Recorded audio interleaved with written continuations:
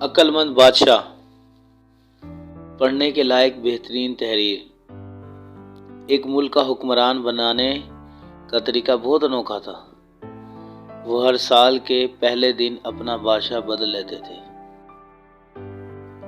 سال کے آخر دن جو بھی سب سے پہلے ملک کے حدود میں داخل ہوتا تو اسے نیا بادشاہ منتخب کر لیتے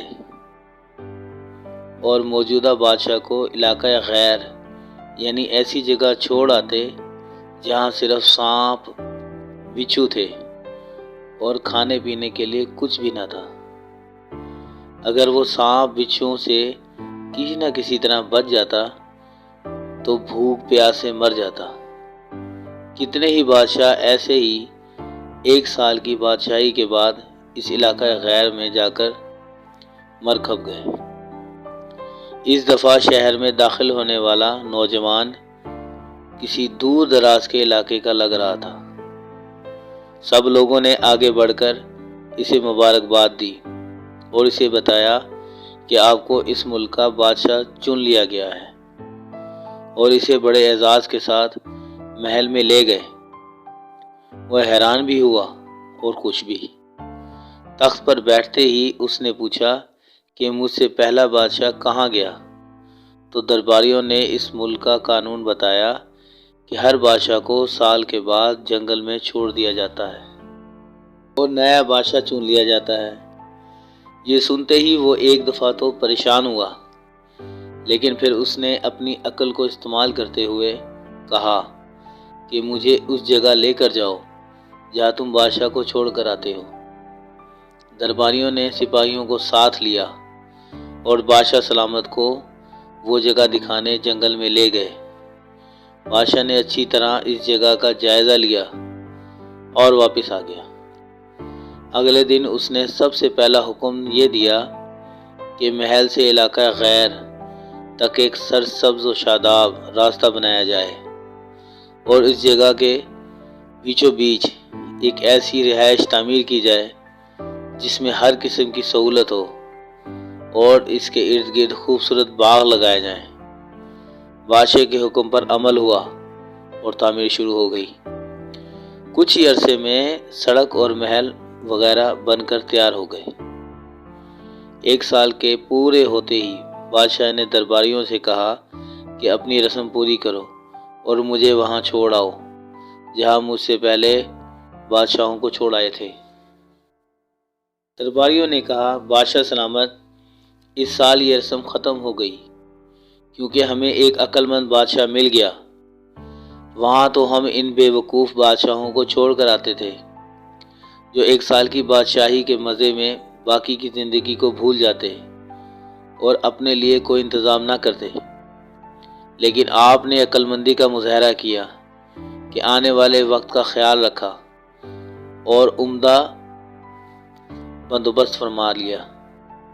ہمیں ایسے ہی عقل مند بادشاہ کی ضرورت تھی۔ اب آپ آرام سے ساری زندگی ہم پر حکومت کریں۔ اس انوکھے ملک کا نام دنیا ہے۔ وہ نیا بادشاہ میں اور آپ ہیں اور علاقہ غیر ہماری قبر ہے۔ اب آپ خود فیصلہ کر لیجئے کہ کچھ دن بعد ہمیں بھی یہ دنیا والے ایک ایسی جگہ چھوڑ آئیں گے تو کیا ہم نے عقل مندی کا مظاہرہ کرتے ہوئے وہاں اپنا محل اور باغات تیار کر لیے ہیں، یا بے وقوف بن کر اسی چند روزہ زندگی کی مزوں میں لگے ہوئے ہیں اور دنیاوی زندگی کی ایک مخصوص مدت شاہی انداز سے گزار کر ضائع کر رہے ہیں؟ ذرا سوچئے کہ آج ہمارے پاس ابھی بھی کرنے کے لیے بہت کچھ ہے، لیکن ایک وقت ایسا آئے گا کہ پھر پچھتانے کی مہلت بھی نہیں ملے گی۔ اللہ ہم سب کو اپنی آخرت کی تیاری خوب سچی فکر کی ہمت اور توفیق عطا فرمائے۔ آمین۔ جزاک اللہ الخیر۔ بسم اللہ الرحمن الرحیم۔ استغفر اللہ استغفر اللہ استغفر اللہ۔ جب 1953 میں تحریک ختم نبوت چلی تھی تو ہزاروں عاشقان رسول گرفتار اور شہید ہوئے تھے۔ اس وقت غلام محمد گورنر جنرل یعنی موجودہ صدر کے عہدے پر فائز تھا۔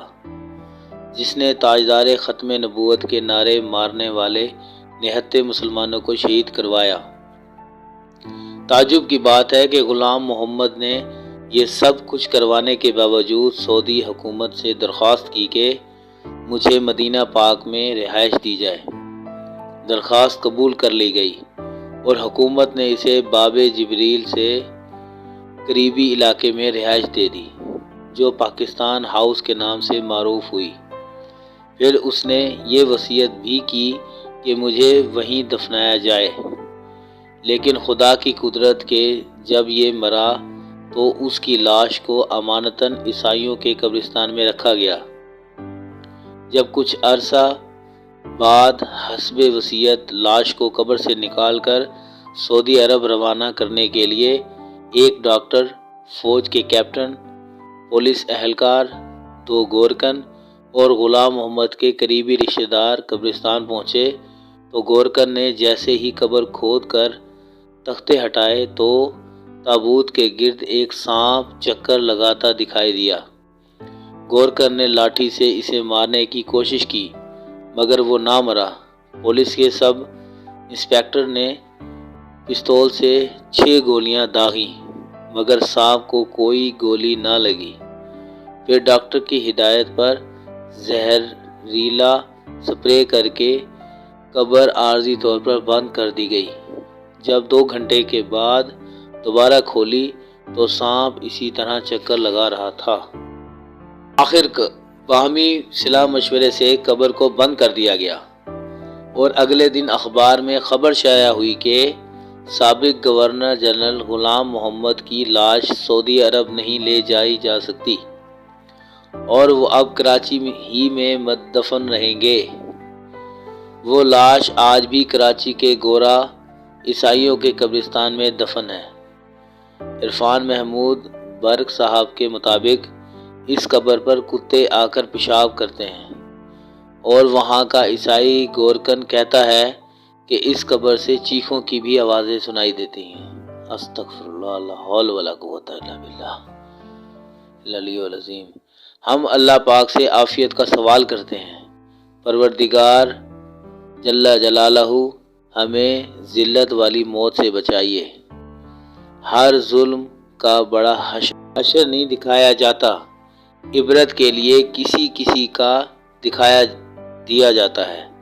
اللہ پاک ہمارے حکمرانوں کو بھی اس سابقہ صدر سے عبرت حاصل کرنے کی توفیق دے، آمین، جزاک اللہ الخیر۔ سبحان اللہ و بحمدہ، سبحان اللہ العظیم و بحمدہ، استغفر اللہ۔ السلام علیکم ورحمۃ اللہ وبرکاتہ۔ قسم ہے سورج کی اور قسم ہے اس کی دھوپ کی اور قسم ہے چاند کی جب وہ اس کے پیچھے آئے اور قسم ہے دن کی جب وہ اس کو روشن کر دے اور قسم ہے رات کی جب وہ اس کو ڈھانپ لے اور قسم ہے آسمان کی اور قسم ہے اس کی جس نے اس کو بنایا اور قسم ہے زمین کی اور قسم ہے اس کی جس نے اس کو بچھایا اور قسم ہے نفس کی اور قسم ہے اس کی جس نے اس کو درست کیا، پھر اس کو اس کی بدی اور نیکی سمجھائی۔ بے شک وہ کامیاب ہوا جس نے اپنے نفس کو پاک کر لیا اور بے شک وہ غارت ہوا جس نے اس کو آلودہ کر لیا، جزاک اللہ الخیر۔ بسم اللہ الرحمن الرحیم۔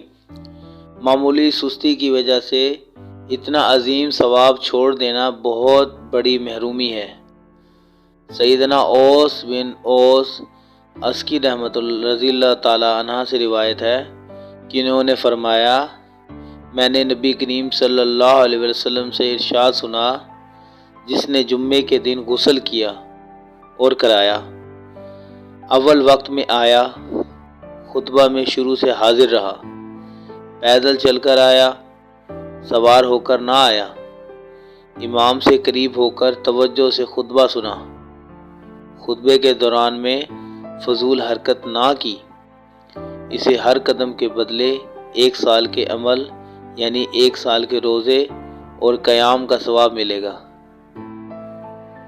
سنن ابن ماجہ۔ غسل، وقت اصل، کا مطلب یہ ہے کہ بیان کیا گیا ہے کہ سر دھویا اور نہایا یعنی اہتمام سے غسل کیا اور پوری صفائی حاصل کی۔ دوسرا مطلب جس کے مطابق ترجمہ کیا گیا ہے یہ ہے کہ اپنی بیوی کا صنفی حق ادا کیا، جس کا فائدہ یہ ہوگا کہ جمعے کو آتے ہوئے راستے میں عورتوں پر ناجائز انداز سے نظر نہ پڑے۔ جزاک اللہ الخیر۔ بسم اللہ الرحمن الرحیم۔ کراچی کیا تھا؟ یہ مجھے ایک سابق امریکی سفارتکار نے بتایا۔ میں 2002 میں سیر کے لیے امریکہ گیا۔ میرے دوست مجھے نیو یارک میں ایک بوڑھے امریکی سفارتکار کے گھر لے گئے۔ یہ صدر ایوب خان سے لے کر ذوالفقار علی بھٹو تک پاکستان میں تعینات رہا اور جنرل ضیاء الحق کے مارشل لاء کے بعد پاکستان سے لاطینی امریکہ ٹرانسفر ہو گیا۔ یہ 2002 میں ریٹائر زندگی گزار رہا تھا۔ میں اس کی اسٹڈی میں اس کے سامنے بیٹھ گیا۔ وہ بیتے دنوں کی راکھ کریدنے لگا۔ اس نے بتایا کراچی 60 عیسوی کی دہائی میں دنیا کے بہترین شہروں میں شمار ہوتا تھا۔ یہ پرامن ترین شہر تھا۔ دنیا جہاں کے سفارتکار، سیاح اور ہیپی شہر میں کھلے پھرتے تھے۔ ہوٹلز، ڈسکوز اور بازار آباد تھے۔ کراچی کا ساحل دنیا کے 10 شاندار ساحلوں میں تھا۔ PIA دنیا کی 4 بڑی ایئر لائنز میں آتی تھی۔ یورپ، امریکہ، مشرق بعید، عرب ممالک، سوویت یونین، جاپان اور بھارت جانے والے تمام جہاز کراچی اترتے تھے اور مسافر کراچی کے بازاروں میں 1-2 گھنٹے گزار کر اپنی منزل کی طرف روانہ ہو جاتے تھے۔ شہر میں ڈبل ڈیکر بسیں چلتی تھیں۔ حکومت نے انڈر گراؤنڈ ٹرین کے لیے شہر میں کھدائی مکمل کروا دی تھی۔ اربوں اور یوں کراچی ایشیا کا پہلا شہر بننے والا تھا جس میں میٹرو کی سہولت ہوتی۔ کراچی کی روشنیاں رات کو دن میں بدل دیتی تھیں۔ ہم تمام سفارتکار کراچی کو روشنیوں کا شہر کہتے تھے۔ کراچی کے بیچ میں بھی لاجواب تھے۔ ہم گورے ہفتہ اور اتوار کا دن بیچ کی گرم ریت پر لیٹ کر گزارتے تھے۔ ہم ساحل کے ساتھ ساتھ سائیکل بھی چلاتے تھے۔ کراچی میں دنیا بھر سے بحری جہاز آتے تھے اور ان بحری جہازوں کے ذریعے ہزاروں مسافر کراچی آتے تھے۔ کراچی خطے کا جنکشن بھی تھا۔ یورپ سے لوگ ٹرین کے ذریعے استنبول آتے تھے، استنبول سے تہران، تہران سے کوئٹہ اور کوئٹہ سے کراچی آتے تھے۔ کراچی میں رک کر ٹرین کے ذریعے انڈیا چلے جاتے تھے اور وہاں سے سری لنکا، نیپال اور بھوٹان تک پہنچ جاتے تھے۔ کراچی میں دنیا کی جدید ترین مصنوعات ملتی تھیں۔ میں نے زندگی کا پہلا ٹیپ ریکارڈ، پہلا رنگین ٹی وی اور پہلا ہیوی موٹر بائک کراچی سے خریدا۔ کراچی بڑی گاڑیوں کی بہت بڑی مارکیٹ ہوتا تھا۔ جاپان، یورپ اور امریکہ سے مہنگی گاڑیاں کراچی آتی تھیں اور کراچی کے سیٹ باقاعدہ بولی دے کر یہ گاڑیاں خریدتے تھے۔ کراچی کے ریلوے اسٹیشن دنیا کے بہترین اسٹیشنوں میں شمار ہوتا تھا۔ ٹرینیں جدید، صاف ستھری اور آرام دہ تھیں اور ٹرینوں کے اندر کھانا بھی صاف ستھرا اور معیاری ملتا تھا۔ ہم میں سے زیادہ تر سفارتکار ریٹائرمنٹ کے بعد کراچی میں قیام کے منصوبے بناتے تھے۔ ہم لوگ کراچی میں پراپرٹی خریدنے کی کوشش بھی کرتے تھے۔ شہر صاف ستھرا تھا، فضا بہت اچھی تھی۔ سردیوں اور گرمیوں دونوں میں درجہ حرارت معتدل رہتا تھا۔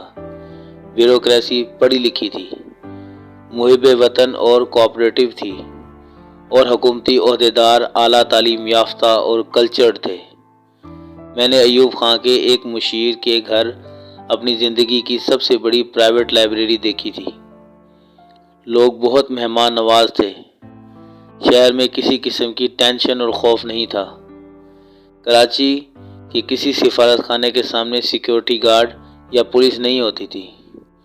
ہم اپنے ہاتھ سے سفارت خانے کا گیٹ کھولتے تھے اور یہ گیٹ خود بند کرتے تھے۔ پاکستان کے لیے کسی ملک کے ویزے کی ضرورت نہیں ہوتی تھی۔ پاکستانی شہری جہاز میں سوار ہوتے تھے، یورپ کے ممالک میں اترتے تھے اور انہیں ایئرپورٹ پر ویزا مل جاتا تھا۔ اس کی وجہ سے بہت دلچسپ تھی۔ پاکستان اس وقت دنیا کا واحد ملک تھا جس میں صرف ان لوگوں کو پاسپورٹ دیا جاتا تھا جو واقعی جینین مسافر ہوتے تھے۔ پاکستانی شہریوں کو پاسپورٹ کے حصول کے لیے اپنے خوشحال ہونے، صاحب جائیداد ہونے اور سفر کی وجوہات کے ثبوت دینا پڑتے تھے۔ چنانچہ پاکستان کے جس شہری کے پاس پاسپورٹ ہوتا تھا اس کا مطلب ہوتا تھا وہ صاحب حیثیت جینین مسافر ہے، لہذا تمام ممالک اسے آن ارائیول ویزا دیتے تھے۔ پاکستان کا معیار تعلیم پورے خطے میں بلند تھا۔ طالب علم یورپ، عرب ممالک، افریقہ، مشرق بعید، ایران، افغانستان اور چین سے تعلیم حاصل کرنے کے لیے پاکستان آتے تھے اور کراچی اور لاہور کے کالجوں اور یونیورسٹیوں میں داخل ہو جاتے تھے۔ امریکہ اور یورپ کے پروفیسر روزگار کے لیے پاکستان کا رخ کرتے تھے۔ کراچی شہر میں 1000 کے قریب غیر ملکی ڈاکٹر، طبیب اور پروفیسر تھے۔ پاکستان کا بینکنگ سسٹم جدید اور فول پروف تھا۔ بجلی، ٹیلی فون اور گیس کا انتظام بہت اچھا تھا۔ سیوریج سسٹم شاندار تھا۔ کراچی میں بارش کے آدھے گھنٹے بعد سڑکیں خشک ہو جاتی تھیں۔ روزگار کے مواقع عام تھے، فیکٹریاں لگ رہی تھیں اور مال ایکسپورٹ ہو رہا تھا۔ ٹیلی ویژن نیا آیا تھا، چنانچہ کراچی کی چھتوں پر انٹرنیٹوں کی لمبی قطاریں دکھائی دیتی تھیں۔ ورلڈ بینک کی اور IMF کے عہدیدار اس وقت امریکی ایمبیسی آتے تھے اور ہمیں کہتے تھے تم کسی طرح پاکستانی حکومت کو قرضہ لینے پر مجبور کرو۔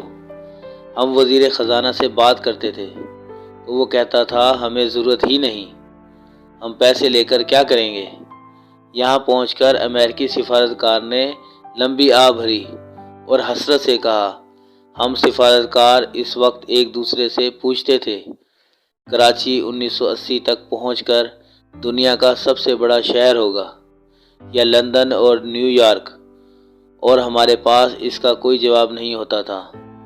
اس کے بعد اس سفارتکار نے ایک اور لمبی آہ بھری اور کہا، میں آج ٹی وی پر کراچی کے حالات دیکھتا ہوں یا پھر اس کے بارے میں خبریں پڑھتا ہوں تو مجھے بہت افسوس ہوتا ہے اور میں بڑی دیر تک سوچتا رہتا ہوں، کیا واقعی یہ وہی شہر ہے میں جس میں 15 سال رہا اور میں جسے دنیا کا شاندار ترین شہر سمجھتا تھا۔ جزاک اللہ الخیر۔ بسم اللہ الرحمن الرحیم۔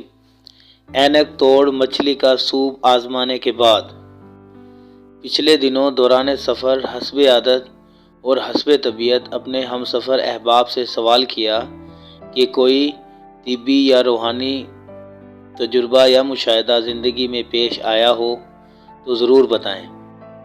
ایک قریبی مخلص عقیدت مند اور سید نصرت علی شاہ صاحب سے بے ساختہ بولے کہ میرے مشاہدے میں ایک ایسا سمندری اور فطری ٹوٹکا ہے جس کی برکت سے اب تک بے شمار لوگوں کی اینک اتر چکی ہے۔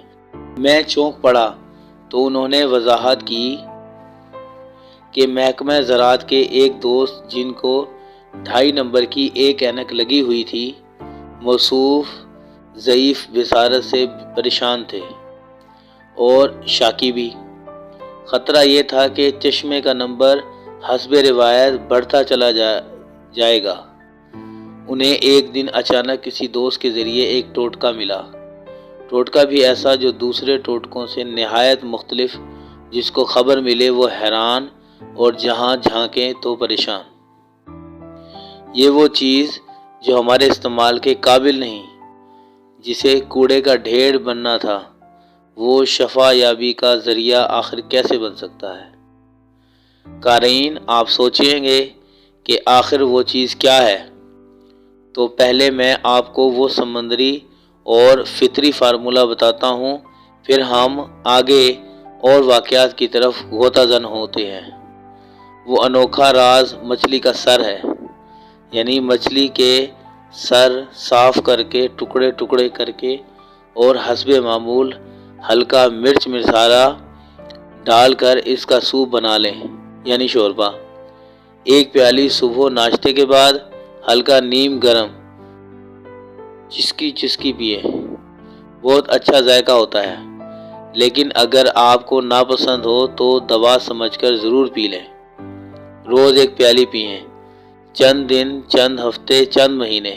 ایک صاحب نے صرف 3 پیالیاں ہی پی تھیں تو ان کی اینک اتر گئی۔ بعض لوگ تھوڑا عرصہ استعمال کرنے کے بعد اس کے 100% رزلٹ پاتے ہیں۔ بہرحال جتنا پرانا مرض اتنا کچھ عرصے کا استعمال۔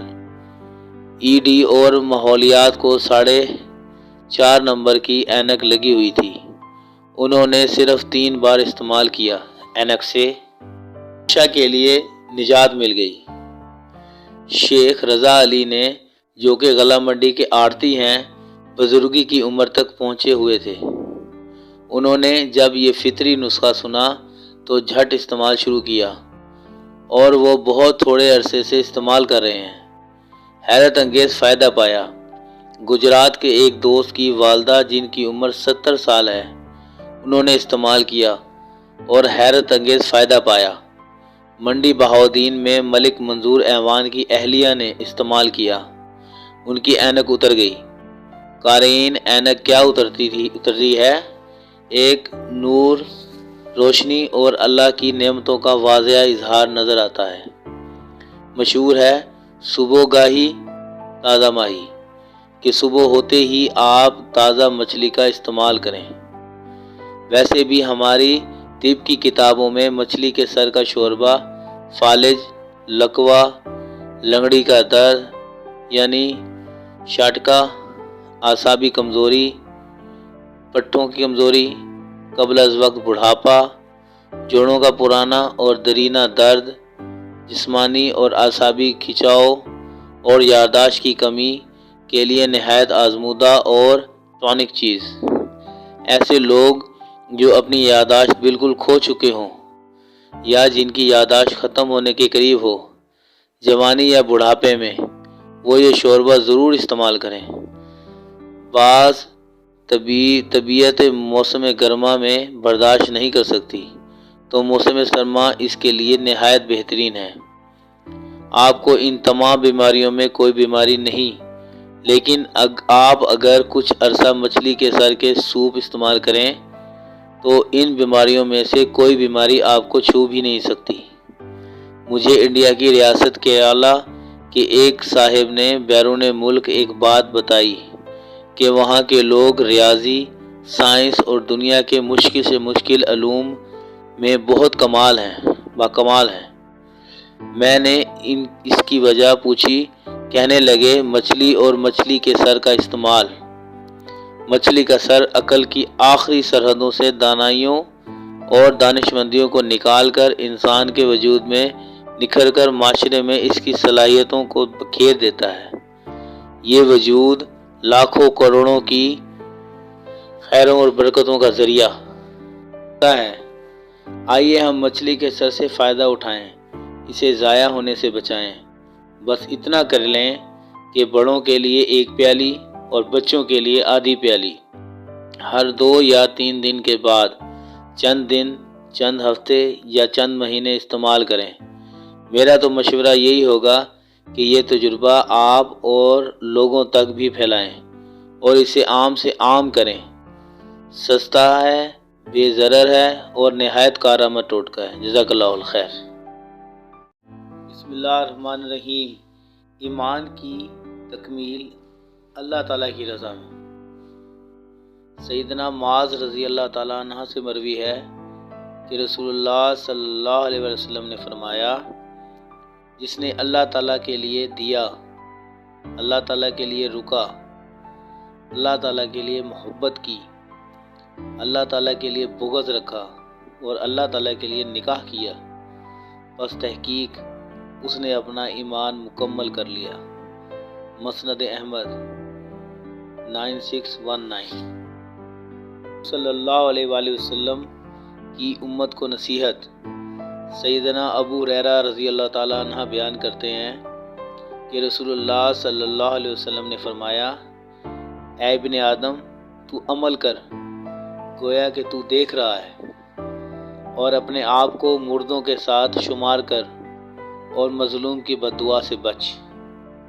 پیارے حبیب محمد رسول اللہ صلی اللہ علیہ وسلم کی حدیث مبارکہ ہے کہ ہر سوموار اور جمعرات کو اعمال پیش ہوتے ہیں۔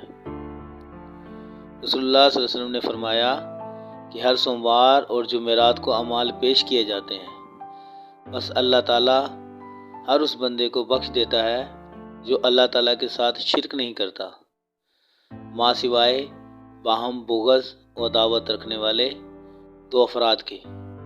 اللہ تعالیٰ فرشتوں سے کہتا ہے، ان دو کو رہنے دو جب تک یہ صلح نہ کر لیں۔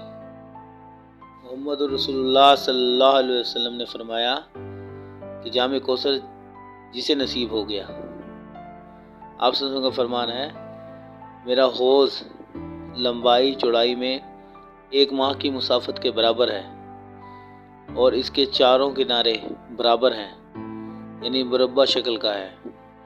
اس کا پانی چاندی سے زیادہ چمکدار اور اس کی خوشبو کستوری سے زیادہ معطر ہے۔ اس کے کوزے آسمان کے ستاروں جتنے ہیں۔ جو شخص اس میں سے پی لے گیا اسے اس کے بعد کبھی پیاس نہیں لگے گی۔ صحیح مسلم 2292۔ اللہ تعالی ہمیں بھی اس خوش نصیب لوگوں میں شامل فرمائے۔ کا ہے، حضرت ابو ذر رضی اللہ تعالیٰ عنہ فرماتے ہیں کہ رسول اللہ صلی اللہ علیہ وسلم نے فرمایا، میں ایک ایسا کلمہ جانتا ہوں کہ اگر سب لوگ اسی کو پکڑ لیں تو وہ ان کے لیے کافی ہو جائے گا۔ صحابہ کرام رضوان اللہ اجمعین نے عرض کیا، یا رسول اللہ صلی اللہ علیہ وسلم، وہ کون سی آیت ہے؟ فرمایا، یہ آیت جو اللہ سے ڈرتا ہے اللہ اس کے لیے راستہ بنا دیتا ہے۔ سورہ طلاق، حدیث 4220، ابن ماجہ۔ حضرت ابو عبداللہ علیہ السلام فرماتے ہیں کہ رسول اللہ صلی اللہ علیہ وسلم نے فرمایا، بے شک علماء انبیاء کی وارث ہیں۔ انبیاء کی میراث دینار اور درہم نہیں ہوتی، بلکہ ان کی میراث علم ہوتا ہے۔ جس نے اسے حاصل کیا اس نے وافر حصہ پا لیا۔ اصول الکافی، رقم حدیث 5947۔ ابو ہریرہ رضی اللہ تعالیٰ عنہ روایت کرتے ہیں کہ رسول اللہ صلی اللہ علیہ وسلم نے فرمایا، جب تم میں سے کوئی آخری تشہد سے فارغ ہو جائے تو 4 چیزوں سے اللہ کی پناہ مانگا کرے: جہنم کے عذاب سے، قبر کے عذاب سے، زندگی اور موت کے فتنے سے، اور مسیح دجال کے فتنے سے۔ صحیح مسلم حدیث 1326۔ جزاک اللہ الخیر۔ الرحمن الرحیم، بہت پیاری حدیث، برائے مہربانی پورا پڑھیں۔ نبی پاک صلی اللہ علیہ وآلہ وسلم نے فرمایا، جب تم کچھ بھول جاؤ تو مجھ پر درود بھیجو، انشاءاللہ یاد آ جائے گا۔ یہ بہت قیمتی حدیث ہے، سب کو بتاؤ، اپنے دل میں مت رکھو۔ سوال: نماز میں 2 سجدے کیوں ہوتے ہیں؟ جواب: جب اللہ نے فرشتوں کو حکم دیا کہ آدم علیہ السلام کو سجدہ کرو تو انہوں نے سجدہ کیا، لیکن ابلیس نے نہیں کیا، تو اس کو مردود قرار دے کر جنت سے نکال دیا۔ ابلیس کی یہ حالت دیکھ کر فرشتوں نے سجدہ شکر ادا کیا اور کہا، اے اللہ، تیرا شکر ہے، تو نے ہمیں اپنا حکم بجا لانے اور اپنی عبادت کرنے کی توفیق عطا فرمائی۔ 2 سجدے آج تک نماز میں ادا کیے جا رہے ہیں: سجدہ حکم، سجدہ شکر۔ ایک صحابی نے حضور پاک صلی اللہ علیہ وآلہ وسلم سے پوچھا، ہمیں کیسے پتہ چلے گا کہ ہماری نماز قبول ہو گئی؟ آپ صلی اللہ علیہ وسلم نے فرمایا، جب تمہارا دل اگلی نماز پڑھنے کا کرے تو سمجھنا کہ تمہاری نماز قبول ہو گئی۔ سبحان اللہ۔ اگر تم مجھ کو رد کرو گے تو میں تمہیں اپنی نظر میں رد کر دوں گا۔ جب شیطان مردود نے کہا کہ اے رب، تیری عزت کی قسم میں تیرے بندوں کو ہمیشہ بہکاتا رہوں گا جب تک ان کی روحیں ان کے جسموں میں رہیں گی۔ اللہ رب العزت نے ارشاد فرمایا، مجھے قسم ہے اپنی عزت و جلال کی اور اپنے اعلیٰ مقام کی، جب تک وہ مجھ سے اس استغفار کرتے رہیں گے میں ان کو بخشتا رہوں گا۔ سبحان اللہ۔ ہمارے پیارے نبی صلی اللہ علیہ وآلہ وسلم کی کچھ پیاری عادات: 1. چلتے وقت نگاہ نیچی رکھتے۔ 2. سلام ہمیشہ پہلے کرتے۔ 3. مہمان نوازی خود کرتے۔ 4. نفل نماز چھپ کر پڑھتے۔ 5. فرض عبادت سب کے سامنے کرتے۔ 6. بیمار کی مزاج پرسی کرتے۔ 7. جب کھڑے ہوئے غصہ آتا تو لیٹ جاتے، مسواک کرتے۔ 9. عشاء سے پہلے کبھی نہ سوتے۔ 10. کبھی کھل کر نہ ہنستے، صرف مسکراتے۔ جب حضور صلی اللہ علیہ وسلم کے وصال کا وقت قریب آیا تو آپ صلی اللہ علیہ وسلم نے جبریل علیہ السلام سے پوچھا کہ کیا میری امت کو بھی موت کی اتنی تکلیف برداشت کرنی پڑے گی؟ تو فرشتے نے کہا جی۔ تو آپ صلی اللہ علیہ وسلم کی آنکھ مبارک سے آنسو جاری ہو گئے۔ تو اللہ تعالیٰ نے فرمایا، اے محمد صلی اللہ علیہ وآلہ وسلم، آپ کی امت اگر ہر نماز کے فوراً بعد آیت الکرسی پڑھے گی تو موت کے وقت اس کا ایک پاؤں دنیا میں ہوگا اور ایک جنت میں۔ سبحان اللہ۔ جو شخص سوتے وقت 21 بار بسم اللہ پڑھتا ہے، اللہ تعالیٰ فرشتوں سے فرماتا ہے کہ اس کی ہر سانس کے بدلے نیکی لکھو۔ بسم اللہ الرحمن الرحیم۔ ایک عالم دین پینسل سے بیٹھے کچھ لکھ رہے تھے۔ ان کا بیٹا قریب آیا اور تتلاتے ہوئے دریافت کیا، بابا آپ کیا لکھ رہے ہیں؟ اس عالم دین نے مسکراتے ہوئے اپنے بیٹے سے فرمایا، بیٹا میرے لکھنے سے بھی زیادہ اہم یہ پینسل ہے جس سے میں بیٹھا لکھ رہا ہوں، اور میں یہ چاہتا ہوں کہ جب تم بڑے ہو جاؤ تو تم اس پینسل کی طرح بنو۔ بچے نے تعجب آمیز نگاہوں سے باپ کو دیکھا اور پھر بڑے غور سے پینسل کو گھورنے لگا، اور وہ اس کی کسی ایسی خصوصیت کو تلاش کرنے لگا جس کی بنیاد پر بابا جان اس سے پینسل جیسا بننے کا مطالبہ کر رہے تھے۔ بڑی دیر تک پینسل کو دیکھنے کے بعد اسے کوئی ایسی چیز نظر نہ آئی جو اس کے ذہن کو کھٹکتی، اور اب بچے سے رہا نہ گیا۔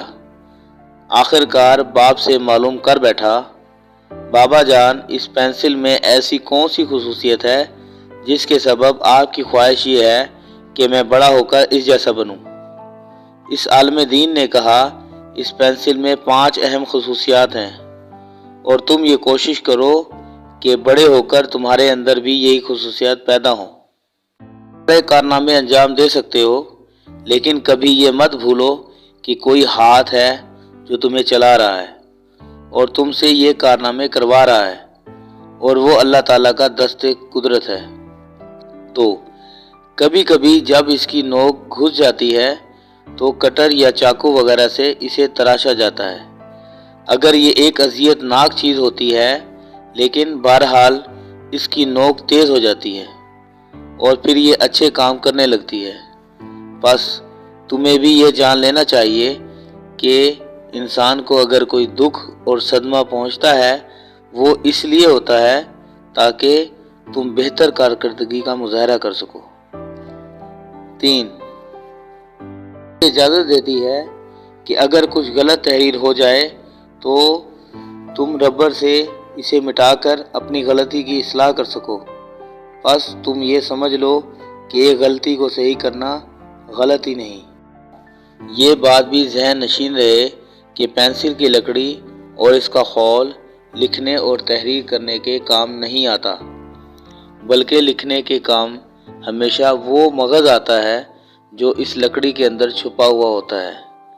بس ہمیشہ تم اس چیز کا خیال رکھو کہ تمہارے جسم کی کوئی حیثیت و اہمیت نہیں ہے، بلکہ اس کے اندر چھپی تمہاری روح اور ضمیر قدر و قیمت والا ہے، جسم نہیں۔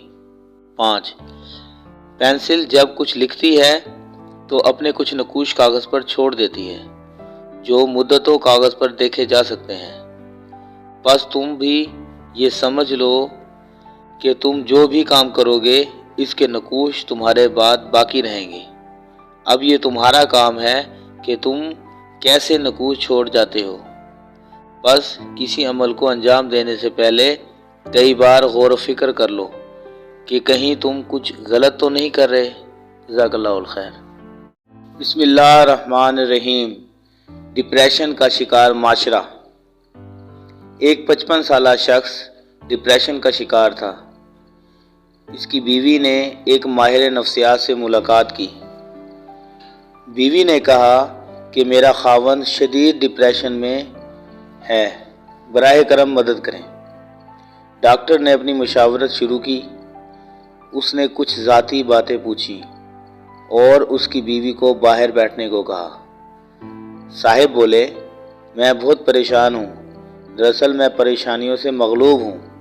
ملازمت کا دباؤ، بچوں کی تعلیم اور ملازمت کا تناؤ، ہوم لون، کار لون، مجھے کچھ پسند نہیں، دنیا پاگل سمجھتی ہے، لیکن میرے پاس اتنا مال نہیں جتنا کہ ایک کارتوس میں گولیاں۔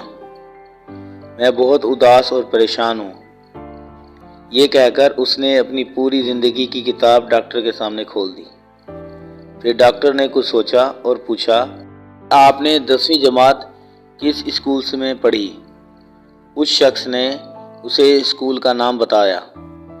ڈاکٹر نے کہا، آپ کو اس اسکول میں جانا ہے، پھر اپنے اسکول سے آپ کو اپنی 10ویں کلاس کا رجسٹر تلاش کرنا ہے اور اپنے ساتھیوں کے نام تلاش کرنے ہیں اور ان کی موجودہ خیریت کے بارے میں معلومات حاصل کرنے کی کوشش کرنی ہے۔ ایک ڈائری میں تمام معلومات لکھیں اور 1 مہینے کے بعد مجھ سے ملیں۔ شخص اپنے اسکول گیا، رجسٹر ڈھونڈنے میں کامیاب رہا اور اسے کاپی کروایا۔ اس میں 120 نام تھے۔ اس نے 1 مہینے میں رات دن کوشش کی، لیکن وہ بمشکل 75 ہم جماعتوں کے بارے میں معلومات جمع کرنے میں کامیاب رہا۔ حیرت! ان میں سے 20 مر چکے تھے، 7 رنڈوے اور 13 طلاق یافتہ تھے۔ 10 ایسے نکلے جو کہ بات کرنے کے قابل بھی نہیں تھے۔ 5 اتنے غریب نکلے کہ کوئی ان کا جواب نہ دے سکا۔ 6 اتنے امیر نکلے کہ اسے یقین ہی نہیں آیا۔ کچھ کینسر میں مبتلا تھے، کچھ فالج، ذیابیطس، دمہ یا دل کے مریض تھے۔ کچھ لوگ بستر پر تھے جن کے ہاتھوں، ٹانگوں یا ریڑھ کی ہڈی میں چوٹیں آئی تھیں۔ کچھ کے بچے پاگل، آوارہ یا بیکار نکلے۔ ایک جیل میں تھا۔ ایک شخص 2 طلاق کے بعد تیسری شادی کی تلاش میں تھا۔ 1 ماہ کے اندر 10ویں جماعت کا رجسٹر اذیت بیان کر رہا تھا۔ پوچھا، اب بتاؤ تمہارا ڈپریشن کیسا ہے؟ وہ شخص سمجھ گیا کہ اسے کوئی موذی بیماری نہیں، وہ بھوکا نہیں، اس کا دماغ درست ہے، اسے عدالت، پولیس، وکلا کا کوئی مسئلہ نہیں۔ اس کی بیوی اور بچے بہت اچھے اور صحت مند ہیں، وہ خود بھی صحت مند ہے۔ اس شخص کو احساس ہوا کہ واقعی دنیا میں بہت زیادہ دکھ ہیں اور وہ بہت سے اذیت ناک دکھوں میں سے محفوظ ہے۔ دوسروں کی پلیٹوں میں جھانکنے کی عادت چھوڑیں۔ اپنی پلیٹ کا کھانا پیار سے لیں۔ دوسروں کے ساتھ اپنا موازنہ نہ کریں۔ اور پھر بھی اگر آپ کو لگتا ہے کہ آپ ڈپریشن میں ہیں تو آپ کو بھی اپنے اسکول جانا چاہیے۔ 10ویں جماعت کا رجسٹر لائیں اور جزاک اللہ خیر۔ موبائل ایپلیکیشنز فری کیوں ہیں؟ سوال: کیا کبھی آپ نے یہ سوچا ہے کہ سوشل نیٹ ورک کی سائنس آپ کو اپنی خدمات مفت میں کیوں دیتی ہیں؟ آپ سے یہ سوال پوچھنے والے کا نام ڈاکٹر عمر عبدالکافی ہے۔ آپ 66 سالہ مشہور و معروف مصری عالم دین اور مبلغ اسلام ہیں۔ پوری دنیا میں عام طور پر اور عرب دنیا میں خاص طور پر اپنی ایک پہچان رکھتے ہیں۔ قرآنی معجزات پر بیان تو خیر آپ کی شناخت ہے۔ کئی کتابوں کے مصنف کے علاوہ کئی ٹی وی پروگرامز الوعد الحق، ھذا دیننا، صفات الصفات آپ کی وجہ سے مشہور ہیں۔ آپ اپنے مدرجہ بالا سوال کا جواب یوں دیتے ہیں: جب آپ کو کسی سامان کی قیمت نہ دینا پڑے تو جان لیجئے کہ سامان وہ نہیں جو آپ کو مل رہا ہے، بلکہ سامان آپ ہے جسے خریدا جا رہا ہے۔ اس معاملے کو سمجھیے، توجہ دیجئے اور خوب غور و فکر کیجئے۔ مثال: ٹیلی فون اس دنیا میں اٹھائی جانے والی ہلکی ترین چیز ہو سکتی ہے، مگر ہو سکتا ہے آخرت میں یہ اٹھانی جانے والی سب سے بھاری اور سخت چیز ہو۔ بس کچھ اور نہ کیجئے، صرف اس کا استعمال ہی اچھا کرنا شروع کر دیجئے۔ گوگل، فیس بک، ٹویٹر، واٹس ایپ اور اسی قبل کے دیگر پروگرام ایسے گہرے سمندر ہیں جن میں بڑے بڑے قد اور لوگوں کے اخلاق گر کر ڈوب گئے، اور جن لوگوں کے اخلاق ڈوبے وہ صرف نوجوان ہی نہیں، کچھ اچھی خاصی عمر والے بھی تھے۔ اس سمندر کی موجوں لوگوں کی زندگی سے حیا کو اپنے ساتھ بہا کر لے گئیں۔ اس سمندر میں بہت سی مخلوق ہلاک ہوئی ہے۔ اگر تجھے اس ہلاکت سے بچنا ہے تو بہت احتیاط کرنا ہوگی۔ ان چیزوں کے درمیان میں شہد کی مکھی کی طرح رہنا ہوگا۔ اگر رکنا تو اچھے اچھے صفات پر، جن سے پہلے تجھے فائدہ ملے اور بعد میں تیرے توسط سے دوسروں کو۔ ان چیزوں میں مکھی کی طرح نہ بن کے رہنا جو ہر اچھی اور بری چیز پر ٹھہرتی ہے۔ ایک جگہ کی بیماریاں دوسری جگہ ایسے لے جاتی ہیں کہ کسی کو پتہ بھی نہیں چلتا۔ انٹرنیٹ بہت بڑا بازار ہے، یہاں کوئی بھی اپنا سامان مفت بانٹنے کے لیے نہیں بیٹھا ہوا۔ ہر کوئی اپنے مال کے بدلے میں آپ سے کوئی چیز لے رہا ہے۔ سے کچھ تو اپنے مال کے بدلے میں آپ کا اخلاق خراب کرنا چاہتے ہیں، کچھ اپنے مال کے بدلے میں آپ کے دل میں شک و شبہ کا بیج ڈالنا چاہتے ہیں۔ انٹرنیٹ پر کچھ بھی خریدنے سے پہلے پڑتال کر لیجئے کہ بدلے میں آپ سے کیا لیا جا رہا ہے۔ خبردار، نامعلوم لنک کھولنے میں بھی احتیاط کیجئے۔ ان میں سے کچھ ہی خیر ہوتے ہیں، زیادہ تر شر، ہیکرز بربادی اور تباہی کا ہی کام کرتے ہیں۔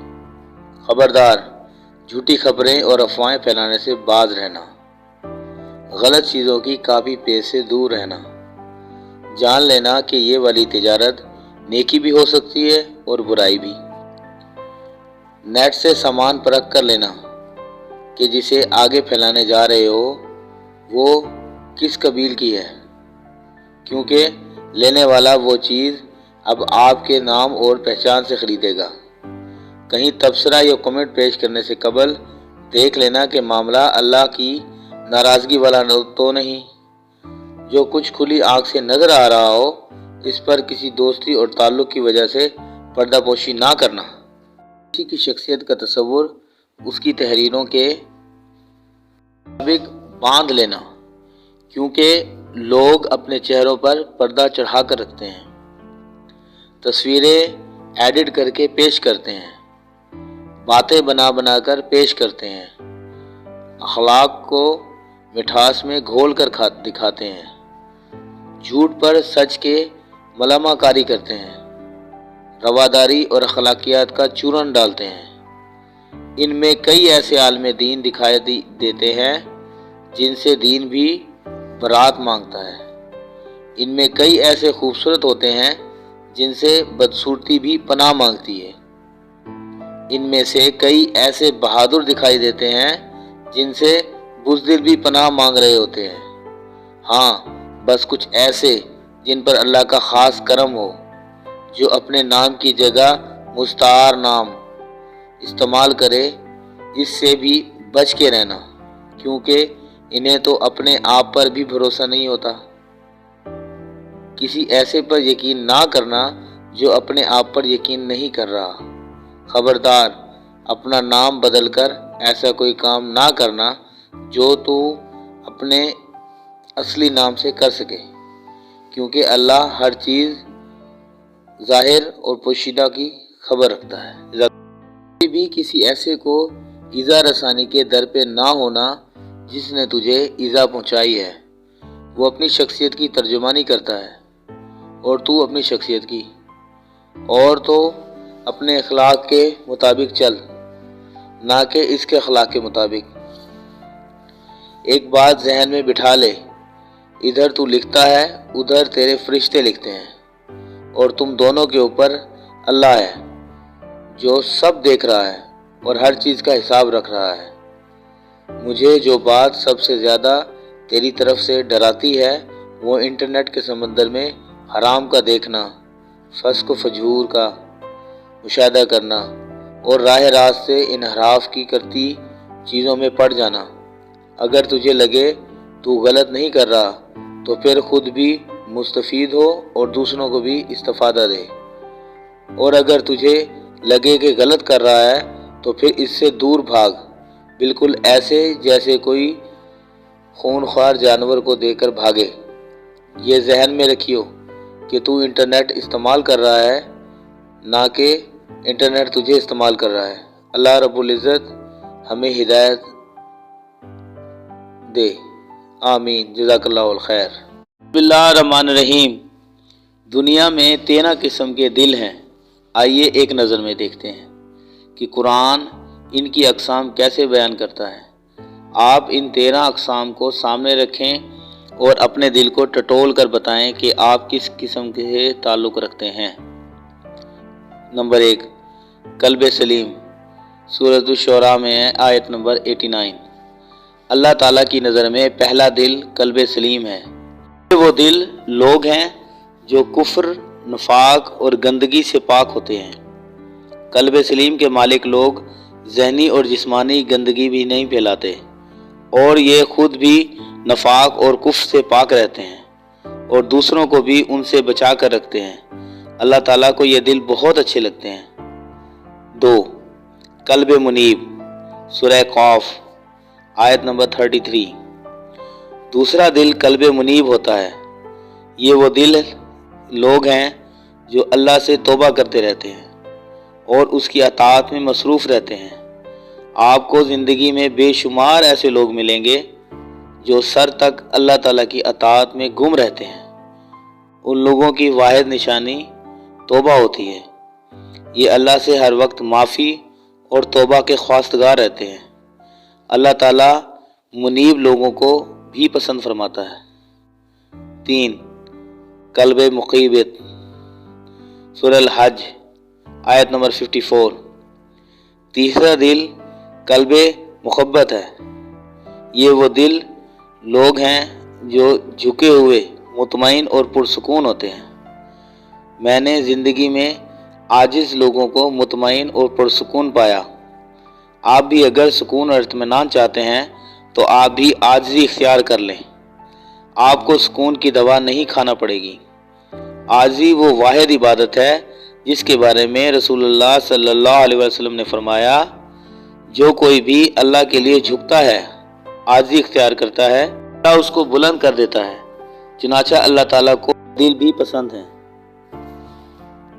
قلب و جل۔ سورہ مومنون، آیت نمبر 60۔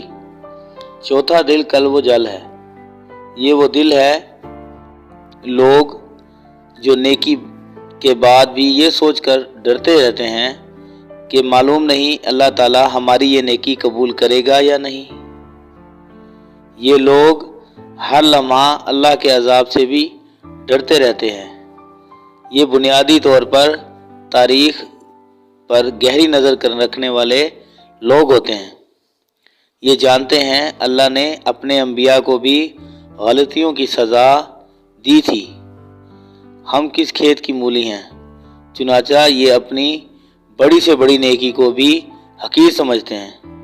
اللہ کو یہ دل بھی پسند ہے۔ 5، قلب تقی، سورہ الحج آیت 32۔ پانچواں دل قلب تقی ہے۔ یہ وہ دل لوگ ہیں جو اللہ تعالیٰ کے شعائر کی تعظیم کرتے ہیں۔ ہم میں سے بے شمار ایسے لوگ ہیں جو شعائر خداوندی پر مکمل عمل نہیں کرتے، تاہم یہ شعائر کی عبادت کی طرح تعظیم کرتے ہیں۔ یہ لوگ اگر کسی مجبوری سے عبادت نہ کر سکیں تو بھی یہ روزہ داروں کے سامنے کھاتے پیتے نہیں ہیں، اور یہ نماز اور اذان کے وقت خاموشی اختیار کرتے ہیں۔ اللہ تعالیٰ کو یہ لوگ بھی پسند ہیں۔ 6 قلب مہدی، سورۃ التغابین آیت نمبر 11۔ چھٹا دل قلب مہدی ہے۔ یہ وہ دل لوگ ہیں جو اللہ کے فیصلوں پر بھی راضی رہتے ہیں، اور یہ اللہ تعالیٰ کے احکامات کو بھی بخوشی قبول کر لیتے ہیں۔ آپ نے ایسے لوگ دیکھے ہوں گے جو ہر برے واقعے کے بعد کہتے ہیں جو اللہ کی مرضی، جو اللہ چاہے۔ اللہ تعالیٰ کو یہ لوگ بھی پسند ہیں۔ میں نے زندگی میں کبھی ایسے لوگوں کو خسارے میں نہیں دیکھا۔ اللہ تعالیٰ ہمیشہ ان کے لیے برائی کے اندر سے اچھائی نکالتا ہے۔ لوگ ان کے شر کرتے ہیں لیکن اللہ اس شر سے خیر نکال دیتا ہے۔ مطمئن، سورہ رعد آیت نمبر 28۔ ساتواں دل قلب مطمئن ہے۔ یہ وہ دل لوگ ہیں جن کو اللہ کی توحید اور ذکر سے سکون ملتا ہے۔ قلب مطمئن بنیادی طور پر صرف اور صرف اللہ پر یقین رکھتا ہے۔ یہ دن رات اللہ کا ذکر تسبیحات بھی کرتا رہتا ہے۔ تسبیحات کرنے والے لوگ واقعی مطمئن اور خوش رہتے ہیں۔ آپ بھی اگر ملال اور حزن سے بچنا چاہتے ہیں تو آپ تسبیح شروع کر دیں۔ آپ کا دل اطمینان اور خوشی سے بھر جائے گا۔ درود شریف اور لا حول ولا قوت الا باللہ بہترین تسبیحات ہیں۔ آپ کو ان کا معمول بنا لیں۔ اللہ کو یہ لوگ بھی پسند ہیں۔ 8 قلب حی، سورہ قاف آیت نمبر 37۔ آٹھواں دل قلب حی ہے۔ یہ وہ دل لوگ ہیں جو اللہ کی نافرمان قوموں کا انجام سن کر ان سے عبرت اور نصیحت حاصل کرتے ہیں۔ ہم میں سے جو لوگ کم تولنے، جھوٹ بولنے، شر پھیلانے، شرک، کفر اور تکبر کرنے، برائی کی ترویج کرنے اور بچوں، عورتوں اور جانوروں پر ظلم کرنے والوں کا انجام سن اور دیکھ کر توبہ کر لیتے ہیں اور اپنی زندگیاں ان گناہوں سے پاک کر لیتے ہیں، اللہ کی نظر میں وہ لوگ قلب حی ہوتے ہیں اور اللہ انہیں بھی پسند کرتا ہے۔ 9 قلب مریض، سورہ احزاب آیت نمبر 32۔ نواں دل قلب مریض ہے۔ یہ وہ دل لوگ ہیں جو شک، نفاق، بد اخلاقی، ہوس اور لالچ کا شکار ہوتے ہیں۔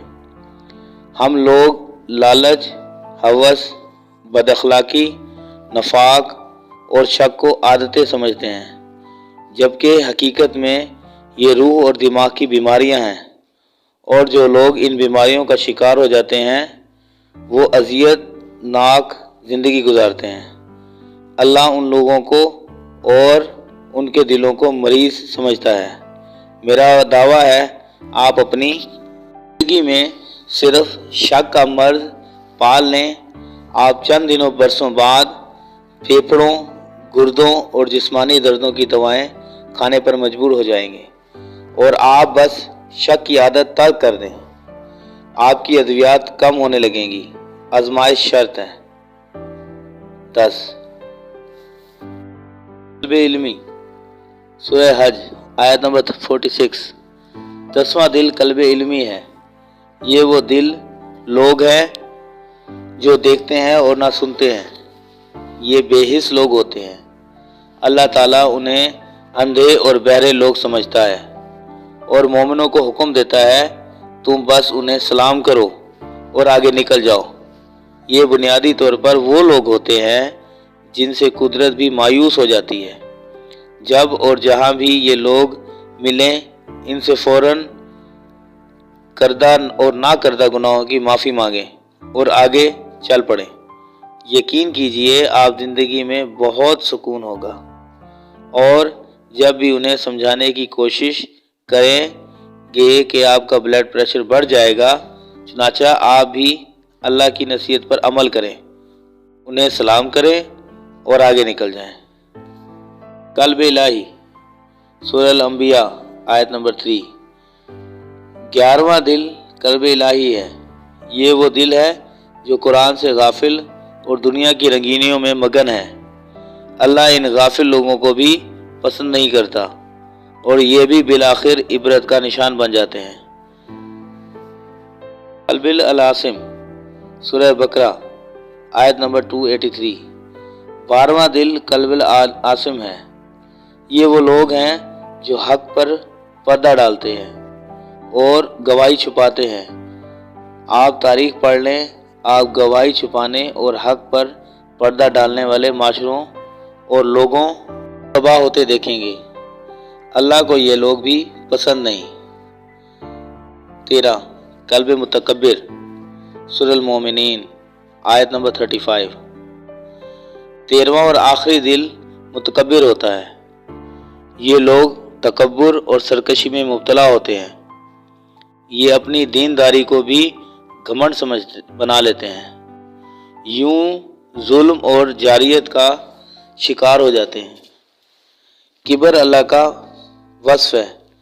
اللہ یہ وصف کسی انسان کے پاس برداشت نہیں کرتا، چنانچہ معاشرہ ہو، ملک ہو یا پھر لوگ ہوں، تاریخ گواہ ہے یہ فرعون اور نمرود کی طرح عبرت کا نشان بن جاتے ہیں۔ دنیا میں آج تک کسی مغرور شخص کو عزت نصیب نہیں ہوئی، وہ آخر میں رسوائی اور ذلت تک پہنچ کر رہا۔ اللہ تعالیٰ کو یہ دل بھی پسند نہیں۔ جزاک اللہ الخیر۔ اللہ الرحمن الرحیم۔ دراز گوش یعنی گدھا انبیاء اور رسولوں کی سواری ہے، اور آپ سرکار صلی اللہ علیہ وآلہ وسلم کی ملکیت میں بھی 2 دراز گوش آئے۔ افیر، جو کہ مقوقس نے آپ صلی اللہ تعالیٰ علیہ وآلہ وسلم کو تحفہ میں بھیجا تھا، اور دوسرے کا نام یافور تھا۔ عاشق رسول صلی اللہ علیہ وآلہ وسلم دراز گوش۔ یافور نامی دراز گوش آپ صلی اللہ تعالیٰ علیہ وآلہ وسلم کو خیبر میں ملا تھا۔ اس نے بارگاہ رسالت میں عرض کی، یا رسول اللہ صلی اللہ علیہ وآلہ وسلم، میرا نام یزید بن شہاب ہے اور میرے باپ داداؤں میں 60 ایسے گدھے گزرے ہیں جن پر نبیوں نے سواری فرمائی ہے۔ آپ بھی اللہ تعالیٰ کے نبی ہیں، لہٰذا میری تمنا ہے کہ آپ کے بعد دوسرا کوئی میری پشت پر نہ بیٹھے۔ یافور کی یہ تمنا اس طرح پوری ہوئی کہ وفات اقدس صلی اللہ علیہ وسلم کے بعد یافور شدت غم سے نڈھال ہو کر ایک کنویں میں گر گیا اور فوراً ہی موت سے ہمکنار ہو گیا۔ یہ بھی روایت ہے کہ سرکار تعالیٰ صلی اللہ علیہ وآلہ وسلم یافور کو بھیجا کرتے تھے کہ فلاں صحابی کو بلا کر لاؤ، تو یہ جاتا تھا اور صحابی کے دروازہ کو اپنے سر سے کھٹکھٹاتا تھا، تو وہ صحابی یافور کو دیکھ کر سمجھ جاتے کہ حضور صلی اللہ تعالیٰ علیہ وآلہ وسلم نے مجھے بلایا ہے، چنانچہ وہ فوراً ہی یافور کے ساتھ دربار نبی میں حاضر ہو جایا کرتے تھے۔ جزاک اللہ الخیر۔ بسم اللہ الرحمن الرحیم۔ حضور نبی کریم صلی اللہ تعالیٰ علیہ وآلہ وسلم کی ملکیت میں درج ذیل 6 خچر تھے۔ نمبر 1، دلدل۔ یہ سیاہی مائل سفید رنگ کا خچر مقوقس والی مصر نے آپ کی بارگاہ عالیہ میں تحفہ پیش کیا تھا۔ آپ صلی اللہ تعالیٰ علیہ وآلہ وسلم سفر میں اس پر سوار ہوئے۔ آپ صلی اللہ علیہ وسلم کے بعد حضرت سیدنا علی رضی اللہ تعالیٰ عنہ اس پر سواری کرتے تھے۔ اس کے بعد حضرت سیدنا امام حسین مجتبی رضی اللہ تعالیٰ عنہ کو ملا فسا۔ یہ فروہ بن عمرو جذامی رضی اللہ تعالیٰ عنہ نے آپ کو پیش کیا تھا۔ 3 وہ خچر جو کہ بادشاہ ابن العلماء نے آپ صلی اللہ علیہ وسلم کو تحفہ میں دیا، یہ سفید رنگ کا تھا، اسے بھی آپ صلی اللہ تعالیٰ علیہ وآلہ وسلم کی سواری بننے کا شرف حاصل ہوا۔ 4 وہ خچر جو شاہ حبش نجاشی نے آپ صلی اللہ علیہ وسلم کو تحفہ پیش کیا۔ 5 وہ خچر جو دمہ جندل کے بادشاہ بن عبد الملک نے آپ صلی اللہ علیہ وسلم کو تحفہ میں پیش کیا۔ جزاک اللہ خیر۔ بسم اللہ الرحمن الرحیم۔ آپ صلی اللہ علیہ وآلہ وسلم کی سواری بننے کا شرف حاصل کرنے والے گھوڑوں کا مختصر ذکر کیا جاتا ہے۔ سکب یہ پہلا گھوڑا تھا جو آپ صلی اللہ تعالیٰ علیہ وآلہ وسلم کی ملکیت میں آیا۔ آپ صلی اللہ علیہ وآلہ وسلم نے اسے بنو فزارہ کے ایک شخص سے 10 اوقیہ میں خریدا تھا، اور غزوہ احد میں آپ صلی اللہ تعالیٰ علیہ وآلہ وسلم نے اس پر ہو کر شرکت فرمائی۔ صبح امام ابن سیرین علیہ رحمۃ اللہ المبین فرماتے ہیں، یہ گھوڑی آپ صلی اللہ علیہ وآلہ وسلم نے ایک عرابی سے خریدی تھی۔ اس گھوڑی پر آپ صلی اللہ تعالیٰ علیہ وآلہ وسلم نے دوڑ میں مقابلہ کیا، اور یہ دوڑ میں آگے نکل گئی، جس پر آپ صلی اللہ علیہ وآلہ وسلم بہت مسرور ہوئے۔ لذاذ یہ گھوڑا آپ کو مقوقس والی مصر نے تحفہ میں دیا تھا۔ آپ صلی اللہ تعالیٰ علیہ وآلہ وسلم اسے اس کی سیاہ رنگت کی وجہ سے پسند فرماتے تھے۔ آپ اکثر اسی پر سوار ہو کر غزوات میں تشریف لے جاتے۔ یہ گھوڑا آپ صلی اللہ تعالیٰ علیہ وآلہ وسلم نے یمن سے آئے ہوئے تاجروں سے خریدا تھا۔ آپ صلی اللہ علیہ وآلہ وسلم نے اس گھوڑے پر سوار ہو کر 12 گھوڑ سواری میں سبقت کی، یعنی سب سے آگے رہے۔ مرتجز یہ وہی گھوڑا ہے جس کے بارے میں آپ صلی اللہ تعالیٰ علیہ وآلہ وسلم نے حضرت خزیمہ رضی اللہ تعالیٰ عنہ کی شہادت گواہی کو 2 مردوں کی گواہی کے برابر قرار دیا تھا۔ ضرب یہ گھوڑا حضرت سیدنا فروہ بن عمرو جذامی رضی اللہ تعالیٰ عنہ سے نے آپ کو تحفے میں دیا تھا۔ لحیف یہ آپ کو عامر بن مالک عامری نے تحفہ دیا تھا۔ ورد یہ آپ کو تمیم داری رضی اللہ تعالیٰ عنہ نے تحفہ دیا تھا۔ واہ یہ سیدنا مرداز بن مویلک بن واقد رضی اللہ تعالیٰ عنہ وفد کی صورت میں آپ صلی اللہ علیہ وآلہ وسلم کی خدمت میں حاضر ہوئے، اور آپ صلی اللہ تعالیٰ علیہ وآلہ وسلم کو یہ گھوڑا تحفہ میں دیا۔ سیرت میں آپ صلی اللہ تعالیٰ علیہ وآلہ وسلم کے مزید ان گھوڑوں کے نام بھی ذکر کیے گئے ہیں: ظلمہ، سرحان، ظرف، مرتجل، سجل، ملاوی، مندوب، نجیب، یاسوب۔ جزاک اللہ خیر۔ بسم اللہ الرحمن الرحیم۔ سرکار دو عالم صلی اللہ علیہ وآلہ وسلم نے ارشاد فرمایا، اللہ تعالیٰ قیامت کے دن ہر مخلوق کو جمع فرمائے گا، تو ایک اعلان کرنے والا یہ اعلان کرے گا کہ فضیلت والے کہاں ہیں؟ کچھ لوگ کھڑے ہوں گے اور جلدی جلدی جنت کی طرف چلنا شروع کر دیں گے۔ فرشتے ان سے ملاقات کر کے دریافت کریں گے، ہم تمہیں جنت کی طرف تیزی سے جاتا ہوا دیکھ رہے ہیں، تم کون ہو؟ وہ کہیں گے ہم فضیلت والے ہیں۔ فرشتے کہیں گے تمہاری فضیلت کیا ہے؟ وہ کہیں گے کہ ہم پر جب ظلم کیا جاتا تو ہم صبر کرتے تھے، جب ہم سے برا سلوک کیا جاتا تو ہم درگزر کرتے تھے، جب ہم سے جہالت کا برتاؤ کیا جاتا تو ہم برداشت کرتے تھے۔ فرشتے کہیں گے جنت میں داخل ہو جاؤ کہ عمل کرنے والوں کا اجر بہت بڑا ہے اور اچھا ہے۔ پھر اعلان کرنے والا یہ اعلان کرے گا کہ صبر کرنے والے کہاں ہیں؟ کچھ لوگ کھڑے ہوں گے اور جلدی جلدی جنت کی طرف چلنا شروع کر دیں گے۔ فرشتے ان سے ملاقات کر کے دریافت کریں گے، ہم تمہیں جنت کی طرف تیزی سے جاتا ہوا دیکھ رہے ہیں، تم کون ہو؟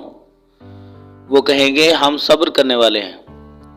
فرشتے پوچھیں گے تمہارا صبر کیا تھا؟ وہ کہیں گے ہم اللہ تعالیٰ کی اطاعت کرنے کر اور اللہ تعالیٰ کی نافرمانی کرنے سے صبر کیا کرتے تھے۔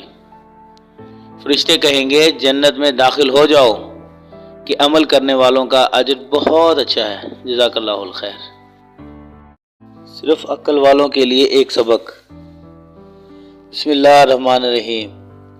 ایک شکاری نے کنڈی میں گوشت کی بوٹی لگا کر دریا میں پھینکی۔ ایک مچھلی اسے کھانے دوڑی۔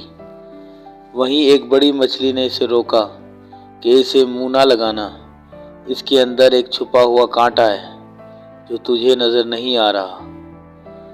بوٹی کھاتے ہی وہ کانٹا تیرے حلق میں چبھ جائے گا جو 1000 کوششوں کے بعد بھی نہیں نکلے گا۔ تیرے تڑپنے سے باہر بیٹھے شکاری کو اس باریک ڈوری سے خبر ہو جائے گی تو تڑکے گی، وہ خوش ہوگا۔ اس باریک ڈور کے ذریعے تجھے باہر نکالے گا، چھری سے تیرے ٹکڑے کرے گا، مرچ مسالہ لگا کر آگ پر ابلتے تیل میں تجھے پکائے گا۔ 10 انگلیوں والے انسان 32 دانتوں سے چبا چبا کر تجھے کھائیں گے، یہ تیرا انجام ہوگا۔ بڑی مچھلی یہ کہہ کر چلی گئی۔ چھوٹی مچھلی نے دریا میں ریسرچ شروع کر دی۔ نہ شکاری، نہ آگ، نہ کھولتا تیل، نہ مرچ مسالہ، نہ 10 انگلیوں اور 32 دانتوں والے انسان، کچھ بھی نہیں تھا۔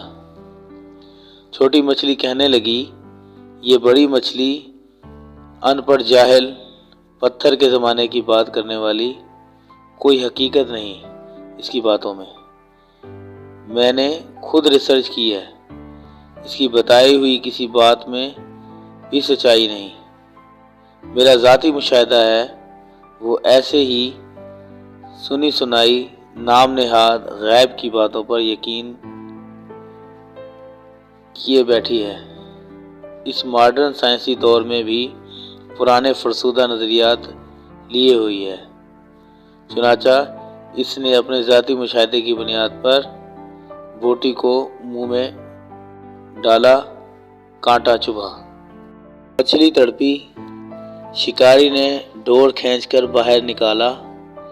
آگے بڑی مچھلی کے بتائے ہوئے سارے حالات سامنے آ گئے۔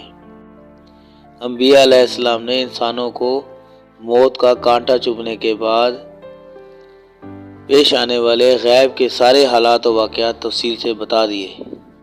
بڑی مچھلی کی طرح کہ عقل مند انسانوں نے انبیاء کی باتوں کو مان کر زندگی گزارنی شروع کر دی۔ چھوٹی مچھلی والے نظریات رکھنے والے انبیاء کا رستہ چھوڑ کر اپنی ظاہری ریسرچ کے رستے پر چل دیے۔ موت کا کانٹا چبھنے کے بعد سارے حالات سامنے آ جائیں گے۔ مچھلی پانی سے نکلی، واپس نہ گئی، انسان دنیا سے گیا، واپس نہ آیا، بس یہی وقت ہے اگر سمجھو گے تو۔ ابراہم لنکن نے کہا تھا اگر میرے پاس $1 ہو اور تمہارے پاس بھی $1 ہو اور ہم ادلا بدلی کریں تو ہم دونوں کے پاس $1 ہی ہوگا، لیکن اگر ایک خیال میرے پاس ہو اور ایک خیال آپ کے پاس ہو اور ہم ادلا بدلی کریں تو ہم دونوں کے پاس 2 خیالات ہو جائیں گے۔ زندگی کے حوالے سے اپنے تجربات، مشاہدات اور خیالات شیئر کرتے رہا کریں۔ ہو سکتا ہے کہ آپ کا آئیڈیا کسی انسان کی روح میں جان ڈال دے۔ جزاک اللہ خیر۔ بسم اللہ الرحمن الرحیم۔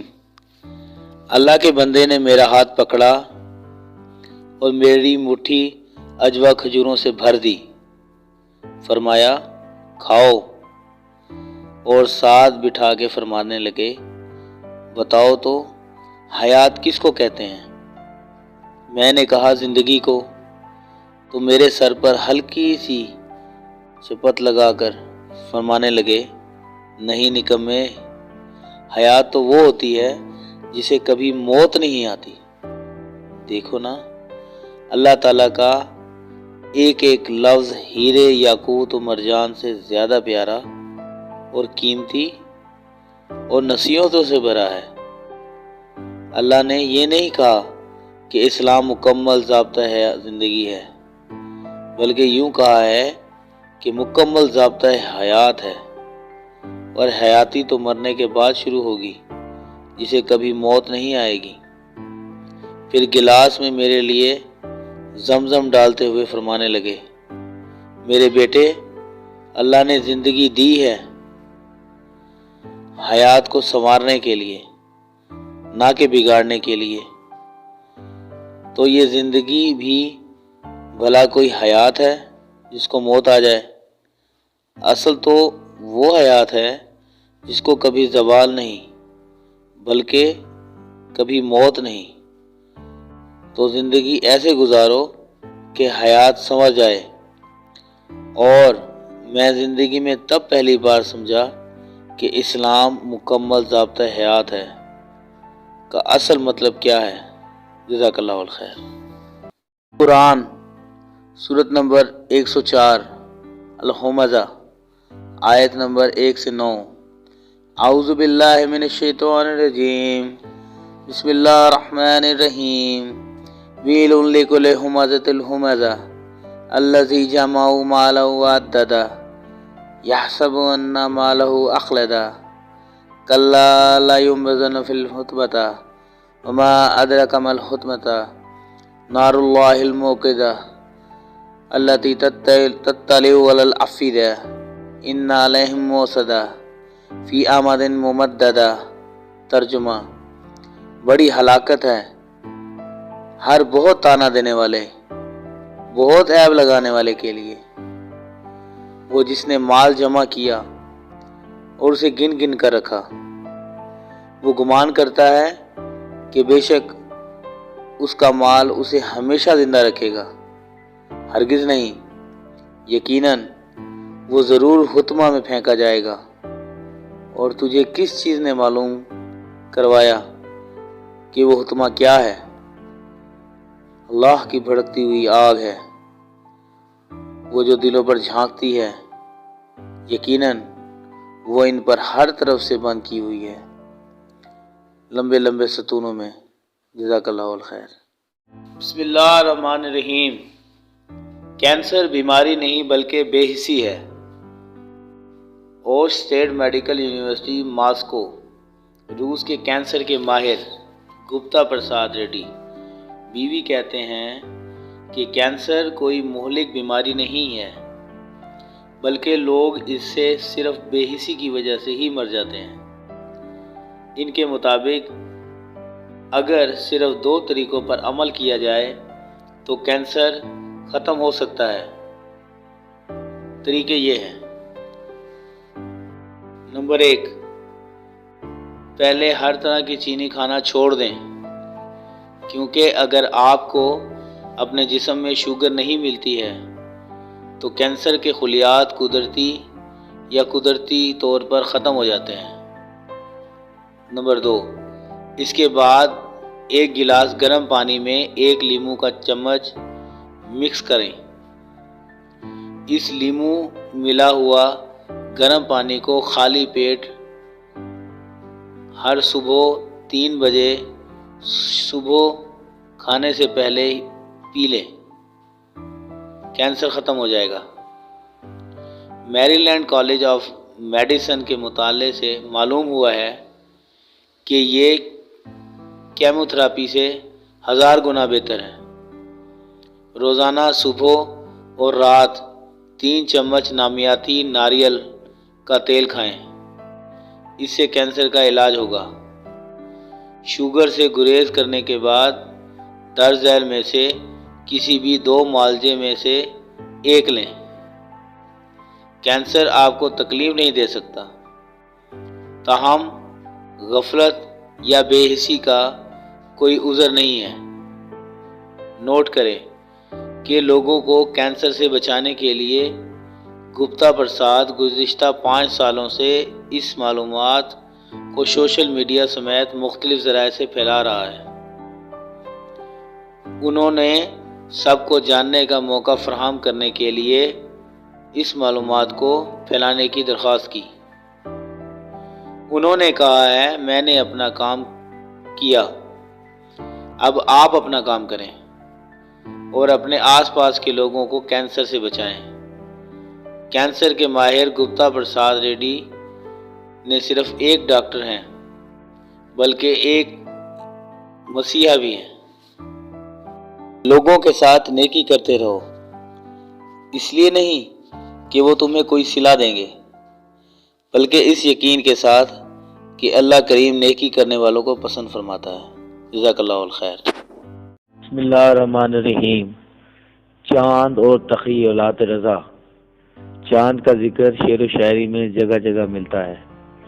محبوب کے حسن کو، محبوب کی خوبصورتی کو، محبوب کی دلکشی کو اور محبوب کی رنگت کو چاند سے تشبیہ دینا اردو شاعری میں بہت عام ہے، مگر جس طرح سرکار اعلیٰ حضرت رحمت اللہ علیہ نے چاند کو نعت محبوب کے لیے استعمال کیا ہے، وہ اپنی مثال آپ ہے۔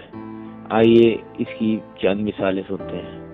عموماً شاعر حضرات چاند کے حسن کی تو بات کرتے ہیں، مگر اس کے دھبوں کو نظر انداز کر جاتے ہیں۔ سرکار اعلیٰ حضرت رحمت اللہ علیہ نے عشق کے رنگ میں بتایا کہ چاند پر دھبے کیوں ہیں، چنانچہ کہتے ہیں، یعنی سرکار مدینہ قرار قلب و سینہ صلی اللہ علیہ وآلہ وسلم کے مبارک ہاتھ کی نورانی انگلی ایک مرتبہ چمک کر چاند پر پڑی، مگر آج تک چاند کے سینے میں جلن کا نشان موجود ہے۔ یعنی اے چاند، تمہاری عقل کو کیا ہوا کہ اتنا بڑا ستم کر بیٹھے؟ جب معراج کی رات آقا کریم رسول عظیم صلی اللہ علیہ وآلہ وسلم آسمانوں کی سیر کے لیے تشریف لائے تھے تو ان کے رہ گزر کی خاک لے جاتے اور اپنے داغوں پر ملتے رہے تھے۔ تمہارا اس خاک کو ملنا تھا کہ تمہارے سارے داغ ختم ہو جاتے۔ ایک اور جگہ سرکار اعلیٰ حضرت رحمت اللہ علیہ اس چاند کو رسول اکرم نور مجسم صلی اللہ علیہ وسلم کے بچنے کا کھلونا قرار دیتے ہیں، جس میں اس حدیث پاک کی طرف اشارہ ہے کہ حضرت عباس رضی اللہ تعالیٰ عنہ فرماتے ہیں کہ میں نے عرض کی، یا رسول اللہ صلی اللہ علیہ وآلہ وسلم، مجھے تو آپ صلی اللہ علیہ وسلم کی علامات نبوت نے دین اسلام میں داخل ہونے کی دعوت دی تھی۔ میں نے دیکھا کہ آپ صلی اللہ علیہ وسلم گہوارائے یعنی پنگوڑے میں چاند سے باتیں کرتے اور اپنی انگلی سے جس طرف اشارہ فرماتے چاند اسی طرف جھک جاتا۔ یعنی ایک آسمانوں کا چاند ہے اور ایک مدینے کا چاند ہے۔ آسمانوں کا چاند بھی روشنی بکھیرتا ہے، مدینے کا چاند بھی نور کی خیرات بانٹتا ہے۔ آسمانوں کا چاند جو روشنی دیتا ہے وہ ایک دوپہر تک کے لیے ہوتی ہے، جبکہ مدینے کا چاند اگر نور کی جھلک بھی عطا فرما دے تو دنیا اور آخرت دونوں روشن ہو جاتے ہیں۔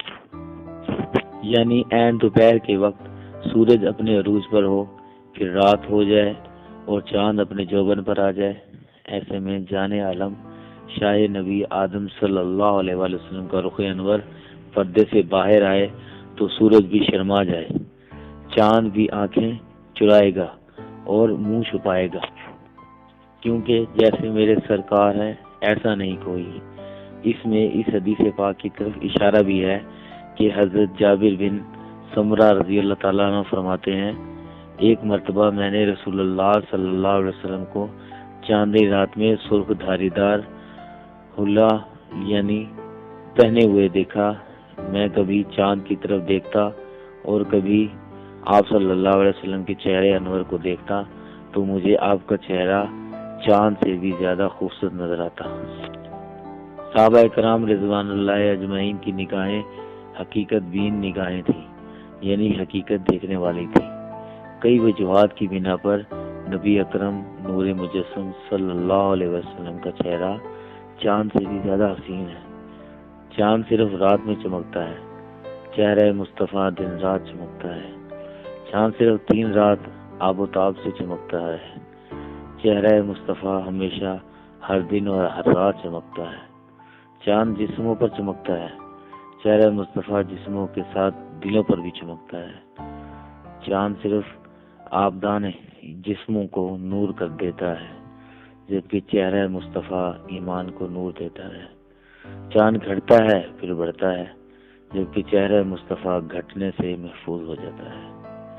چاند کو گرہن لگتا ہے، جبکہ چہرہ مصطفیٰ کبھی نہ گرے۔ چاند سے عالم اجسام کا نظام قائم ہے، جبکہ حضور صلی اللہ علیہ وسلم سے عالم ایمان کا نظام قائم ہے۔ جزاک اللہ خیر۔ بسم اللہ الرحمن الرحیم۔ آل جنرل نالج۔ جن انبیاء کے اسماء گرامی قرآن پاک میں ذکر کیے گئے ہیں وہ کون سے نبی ہیں جن کو فرشتوں نے سجدہ کیا؟ حضرت آدم علیہ السلام۔ وہ کون سے نبی ہیں جو بغیر ماں باپ کے پیدا ہوئے؟ حضرت آدم علیہ السلام۔ وہ کون سے نبی ہیں جن کی پسلی سے عورت کو پیدا فرمایا؟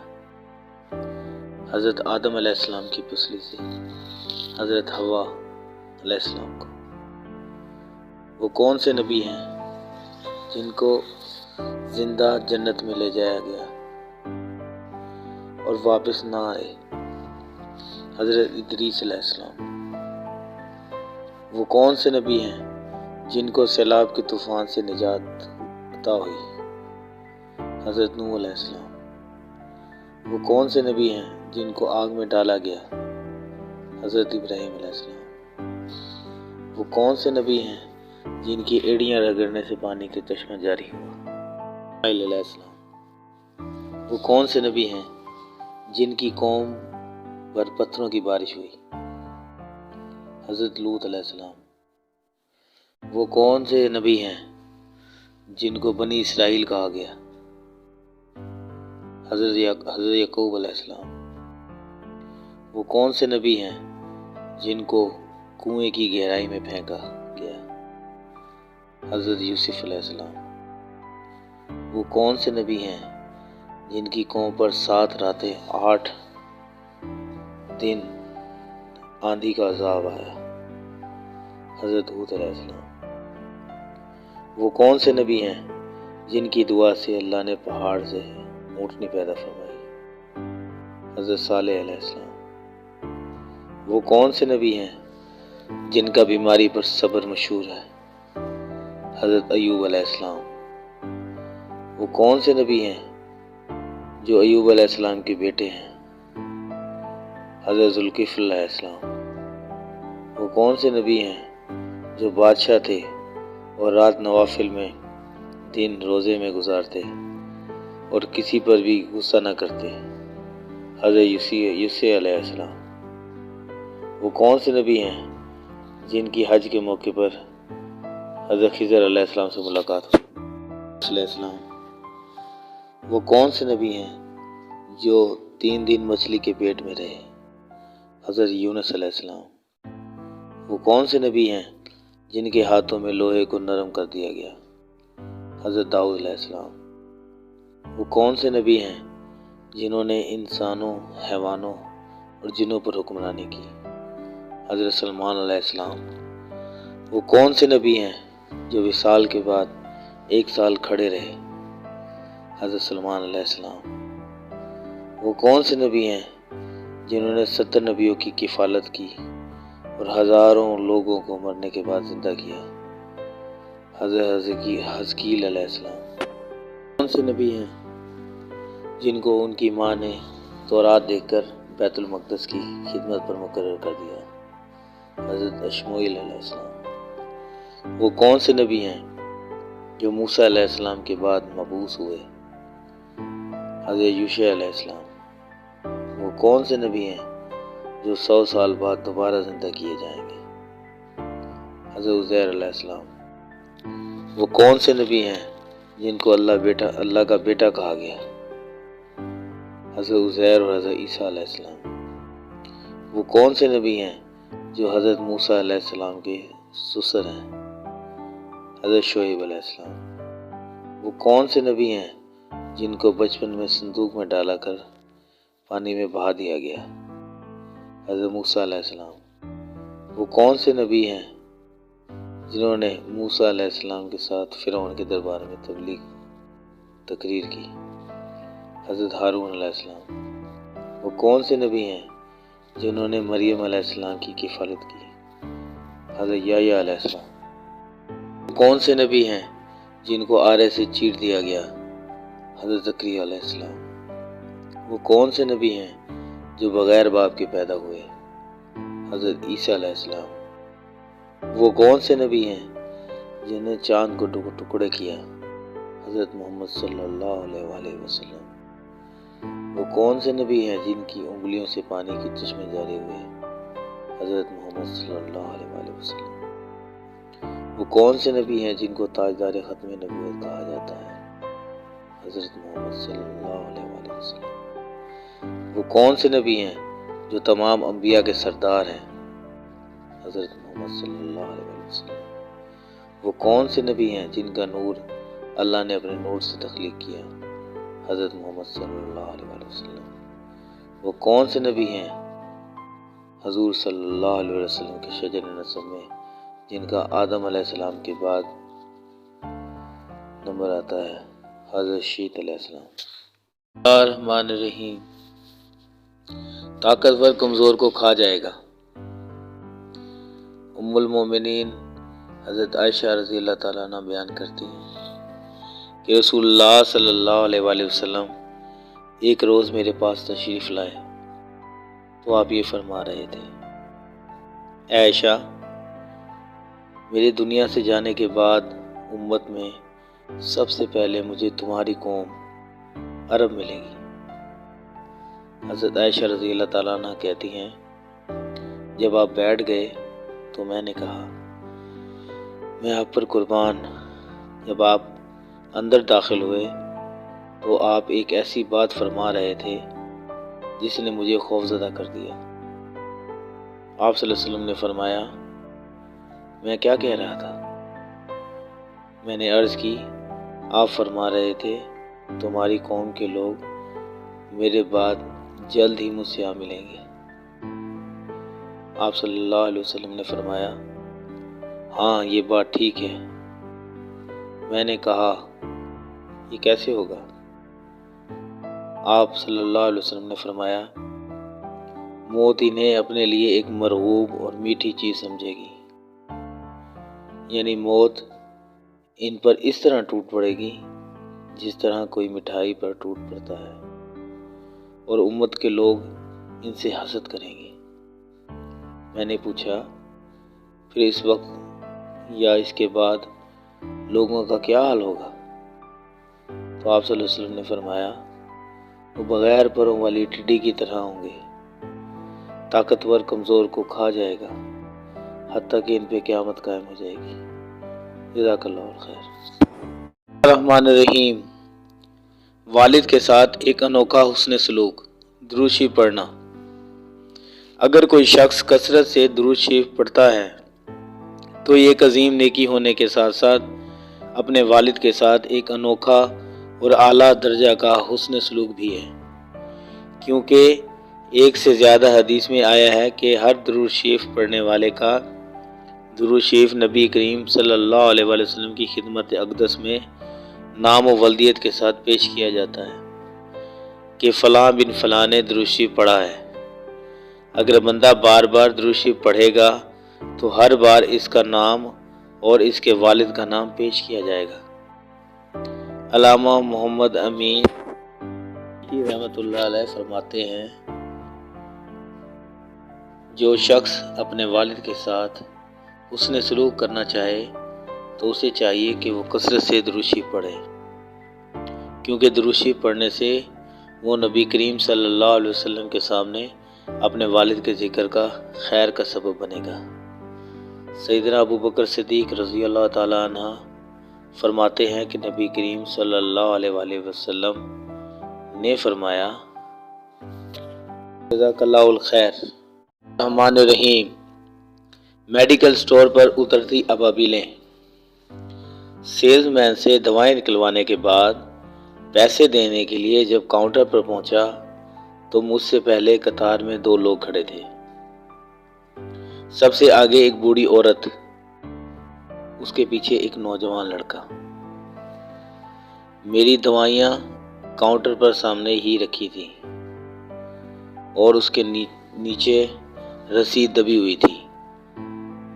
ساتھ ہی 2 اور ڈھیر بھی تھے جو مجھ سے پہلے کھڑے لوگوں کے تھے۔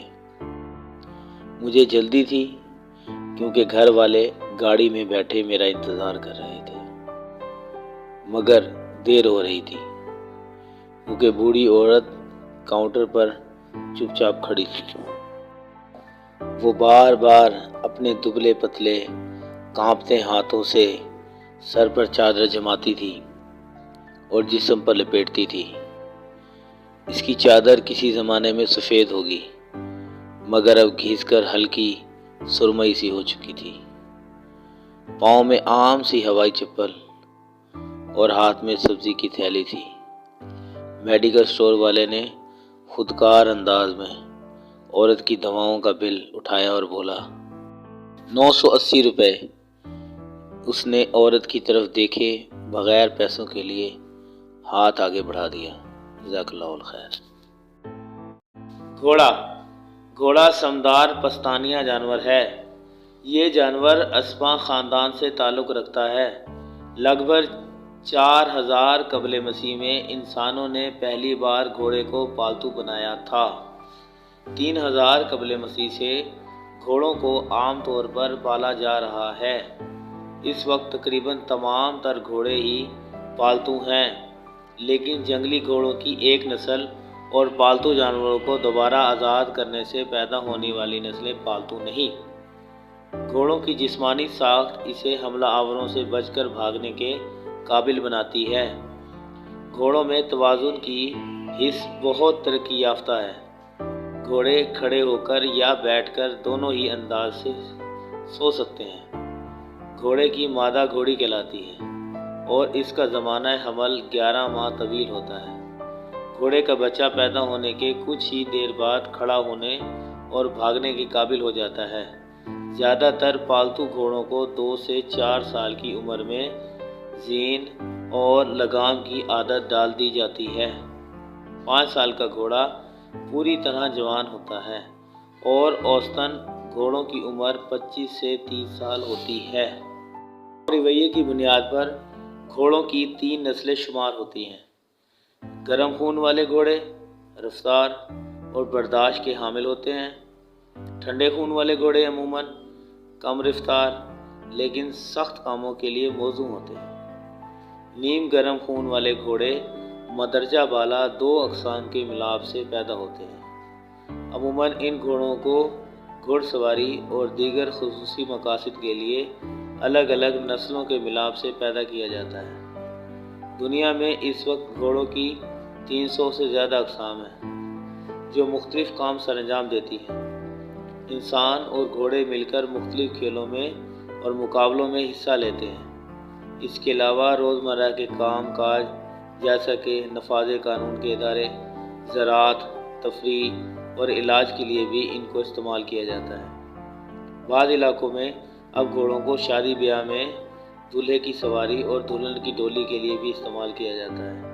قدیم زمانے سے ہی گھوڑے کو جنگوں میں استعمال کیا جاتا رہا ہے، جس کی وجہ سے گھڑ سواری اور گھوڑے کو قابو کرنے کے لیے بہت سارے طریقے وضع کیے گئے ہیں۔ گھوڑوں سے بہت سی مصنوعات بھی حاصل کی جاتی ہیں، جن میں گوشت، دودھ، کھال، بال، ہڈی اور حاملہ گھوڑے کے پیشاب سے کئی ادویات بھی کشید کی جاتی ہیں۔ پالتو گھوڑوں کی خوراک پانی اور دیکھ بھال انسانی ذمہ داری ہوتی ہے، اور عموماً مالکان اپنے گھوڑوں کی دیکھ بھال کے لیے طبیبوں اور ان کے گھروں کی دیکھ بھال کرنے والے ماہرین کی خدمات حاصل کرتے ہیں۔ دیکھ بھال اور ماحول کے مطابق پالتو گھوڑے 25 سے 30 سال تک زندہ رہتے ہیں، تاہم کچھ گھوڑے ایسے بھی ہیں جو 40 سال یا اس سے بھی زیادہ زندہ رہتے ہیں۔ 19ویں صدی میں موجود ایک 62 سالہ گھوڑا تاریخ کا سب سے پرانا مصدقہ گھوڑا ہے۔ موجودہ دور میں 56 سالہ پونی سب سے طویل عمر پانے کے بعد 2007 میں مرا۔ گھوڑوں کی اصل تاریخ پیدائش کے برخلاف مقابلوں کے لیے شمالی نصف کرے میں ہر سال 1 جنوری کو گھوڑے کی عمر میں 1 سال کا اضافہ، جبکہ جنوبی نصف کرے میں 1 اگست کو 1 سال کا اضافہ کر دیا جاتا ہے۔ گھوڑے کے دانتوں کا معائنہ کر کے اس کی اصل عمر کا کسی حد تک اندازہ لگایا جا سکتا ہے۔ گھوڑے کی جسامت اس کی نسل کے علاوہ اس کی خوراک پر بھی منحصر ہوتی ہے۔ عام سواری کے ہلکے گھوڑے کا قد 14 سے 16 ہاتھ اور 380 سے 550 کلو وزنی ہوتا ہے۔ سواری کے بھاری گھوڑے عموماً 15.2 ہاتھ یا اس سے زیادہ اونچے اور 500 سے 600 کلو تک وزنی ہوتے ہیں۔ بھاری کام کرنے والے گھوڑے کم از کم 16 سے 18 ہاتھ اونچے جبکہ 700 سے 1000 کلو تک وزنی ہوتے ہیں۔ تاریخ کا سب سے اونچا گھوڑا 1848 میں پیدا ہوا۔ اس کی اونچائی 21.2 ہاتھ تھی اور اس کا وزن کا تخمینہ 1500 کلو لگایا گیا تھا۔ دنیا کی سب سے پستہ قد گھوڑے کی اونچائی 17 انچ ہے اور وزن 26 کلو۔ یہ گھوڑی ہونے پن کی بیماری کا شکار ہے۔ عام طور پر 14.2 ہاتھ اس سے اونچا جانور گھوڑا کہلاتا ہے اور اس سے چھوٹا جانور پونی کہلاتا ہے۔ تاہم مختلف ممالک میں یہ تعریفیں مختلف ہو سکتی ہیں۔ گھوڑے اور پونی کے درمیان فرق محض بلندی کا نہیں بلکہ اس سے زیادہ ہوتا ہے۔ پونی کی ایال، دم اور بال زیادہ گھنے ہوتے ہیں۔ ان کی ٹانگیں نسبتاً چھوٹی، چوڑے منہ، بھاری ہڈیاں، چھوٹی اور موٹی گردنیں، چھوٹے سر اور کشادہ پیشانیاں ہوتی ہیں۔ اس کے علاوہ پونی میں حیوانی ذہانت زیادہ ہوتی ہے اور گھوڑوں کی نسبت زیادہ ٹھنڈے مزاج کے ہوتے ہیں۔ زمانہ حمل 335 سے 340 دن ہوتا ہے۔ عموماً ایک ہی بچہ پیدا ہوتا ہے، جڑواں بچے بہت کم پیدا ہوتے ہیں۔ گھوڑے کی بچے پیدائش کی کچھ ہی دیر بعد کھڑے ہونے اور دوڑنے کے قابل ہو جاتے ہیں۔ گھوڑے کبھی کبھار 1.5 سال سے افزائش نسل شروع کر سکتے ہیں، تاہم پالتو گھوڑوں بالخصوص گھوڑیوں کو 3 سال سے قبل افزائش نسل کے لیے نہیں استعمال کیا جاتا۔ 4 سال کی عمر کا گھوڑا بالغ شمار ہوتا ہے، تاہم 6 سال تک ان کی جسمانی نشوونما جاری رہتی ہے۔ گھوڑے کی بلوغت کی عمر کا انحصار اس کی نسل، جنس اور متوقع کام کے حوالے سے گھوڑوں کی تربیت عموماً 2 سے 4 سال کی عمر میں ہی شروع کر دی جاتی ہے۔ گھوڑے کے جسم میں عموماً 205 ہڈیاں ہوتی ہیں۔ انسان اور گھوڑے کے ڈھانچے میں ہنسلی کی ہڈی کا فرق ہوتا ہے۔ گھوڑوں میں یہ ہڈی نہیں ہوتی اور اگلی ٹانگیں براہ راست ریڑھ کی ہڈی سے جڑی ہوتی ہیں۔ گھوڑے کی ٹانگیں اور سم بھی منفرد ہیں۔ گھوڑے کی سم اور ٹانگوں کی اہمیت انتہائی زیادہ ہوتی ہے۔ اگر گھوڑے کی ٹانگ یا کھر میں نقص ہو تو گھوڑے کی اہمیت ختم ہو جاتی ہے۔ کھر جس چیز سے بنتے ہیں وہی چیز انسانی جسم میں ناخن کہلاتی ہے، اس لیے گھوڑوں کو نال لگائی جاتی ہے۔ گھوڑے کے کھر انسانی ناخن کی طرح بڑھتے رہتے ہیں اور ہر 5 سے 8 ہفتوں بعد نال اتار کر ان کے کھروں کو تراش خراش کر کے دوبارہ نال لگا دیے جاتے ہیں۔ گھوڑے چرنے کے لیے بنائے گئے ہیں۔ ایک بالغ گھوڑے میں 12 اگلے دانت ہوتے ہیں جو گھاس یا دیگر نباتات کو کترنے کا کام کرتے ہیں۔ پچھلے 24 دانت کتری گئی نباتات کو چبانے کا کام کرتے ہیں۔ گھوڑے کی بڑھتی عمر کے ساتھ ساتھ اس کے اگلے دانتوں پر بھی اثر پڑتا رہتا ہے۔ گھوڑے سبزی خور ہوتے ہیں اور ان کے معدے کی بناوٹ انہیں ڈھیر ساری اقسام کی گھاس اور دیگر نباتات کھانے کے قابل بناتی ہے۔ گھوڑے دن بھر چرتے رہتے ہیں۔ انسان کے برعکس گھوڑوں کا معدہ بہت چھوٹا لیکن آنتیں بہت لمبی ہوتی ہیں۔ 500 کلو وزنی ایک گھوڑا عموماً 7 سے 11 کلو تک خوراک اور 38 سے 45 لیٹر تک پانی پی لیتا ہے۔ گھوڑے جگالی نہیں کرتے اور نہ ہی الٹی کر سکتے ہیں۔ اسی وجہ سے گھوڑوں میں فولنج موت کی عام وجہ ہے۔ گھوڑے کی حصیں عموماً انسان سے بہت تیز ہوتی ہیں۔ شکار بننے والے جانور ہونے کی وجہ سے گھوڑے کو اپنے آس پاس کے ماحول پر مسلسل نظر رکھنی پڑتی ہے۔ گھوڑے کی آنکھیں کسی بھی زمینی جانور کی نسبت زیادہ بڑی ہوتی ہیں اور سر کے اطراف پر لگی ہوتی ہیں۔ گھوڑے 350 زاویے سے زیادہ دیکھ سکتے ہیں۔ تقریباً 65 زاویے دونوں آنکھوں سے، جبکہ باقی 285 زاویے جتنا ایک یا دوسری آنکھ سے دیکھتے ہیں۔ دن اور رات دونوں ہی وقت گھوڑے کی نظر بہت تیز ہوتی ہے، تاہم گھوڑے تمام رنگ نہیں دیکھ سکتے۔ گھوڑے کی قوت سماعت بہت تیز ہوتی ہے اور ان کے کان 180 زاویے تک مڑ جاتے ہیں۔ اس طرح سر کو حرکت دیے بغیر گھوڑے ہر طرف کی آواز سن سکتے ہیں۔ ان کی قوت شامہ بہت تیز ہوتی ہے، تاہم گھوڑے سونگھنے کی بجائے قوت بصارت پر زیادہ بھروسہ کرتے ہیں۔ گھوڑوں میں توازن کی حس بہت تیز ہوتی ہے اور غیر ارادی طور پر انہیں ہر وقت معلوم ہوتا ہے کہ کون سا عضو کہاں ہے۔ چونے کی حس بھی گھوڑوں میں بہت تیز ہوتی ہے اور اگر ان کی کھال پر مکھی یا مچھر بھی بیٹھے تو انہیں آسانی احساس ہو جاتا ہے۔ گھوڑوں میں ذائقے کی حس بھی بہت تیز ہوتی ہے اور چارے سے اپنی من پسند اشیاء چن کر کھاتے ہیں۔ گھوڑے اپنے ہونٹوں سے چھوٹے چھوٹے دانوں کو بھی چھانٹ سکتے ہیں۔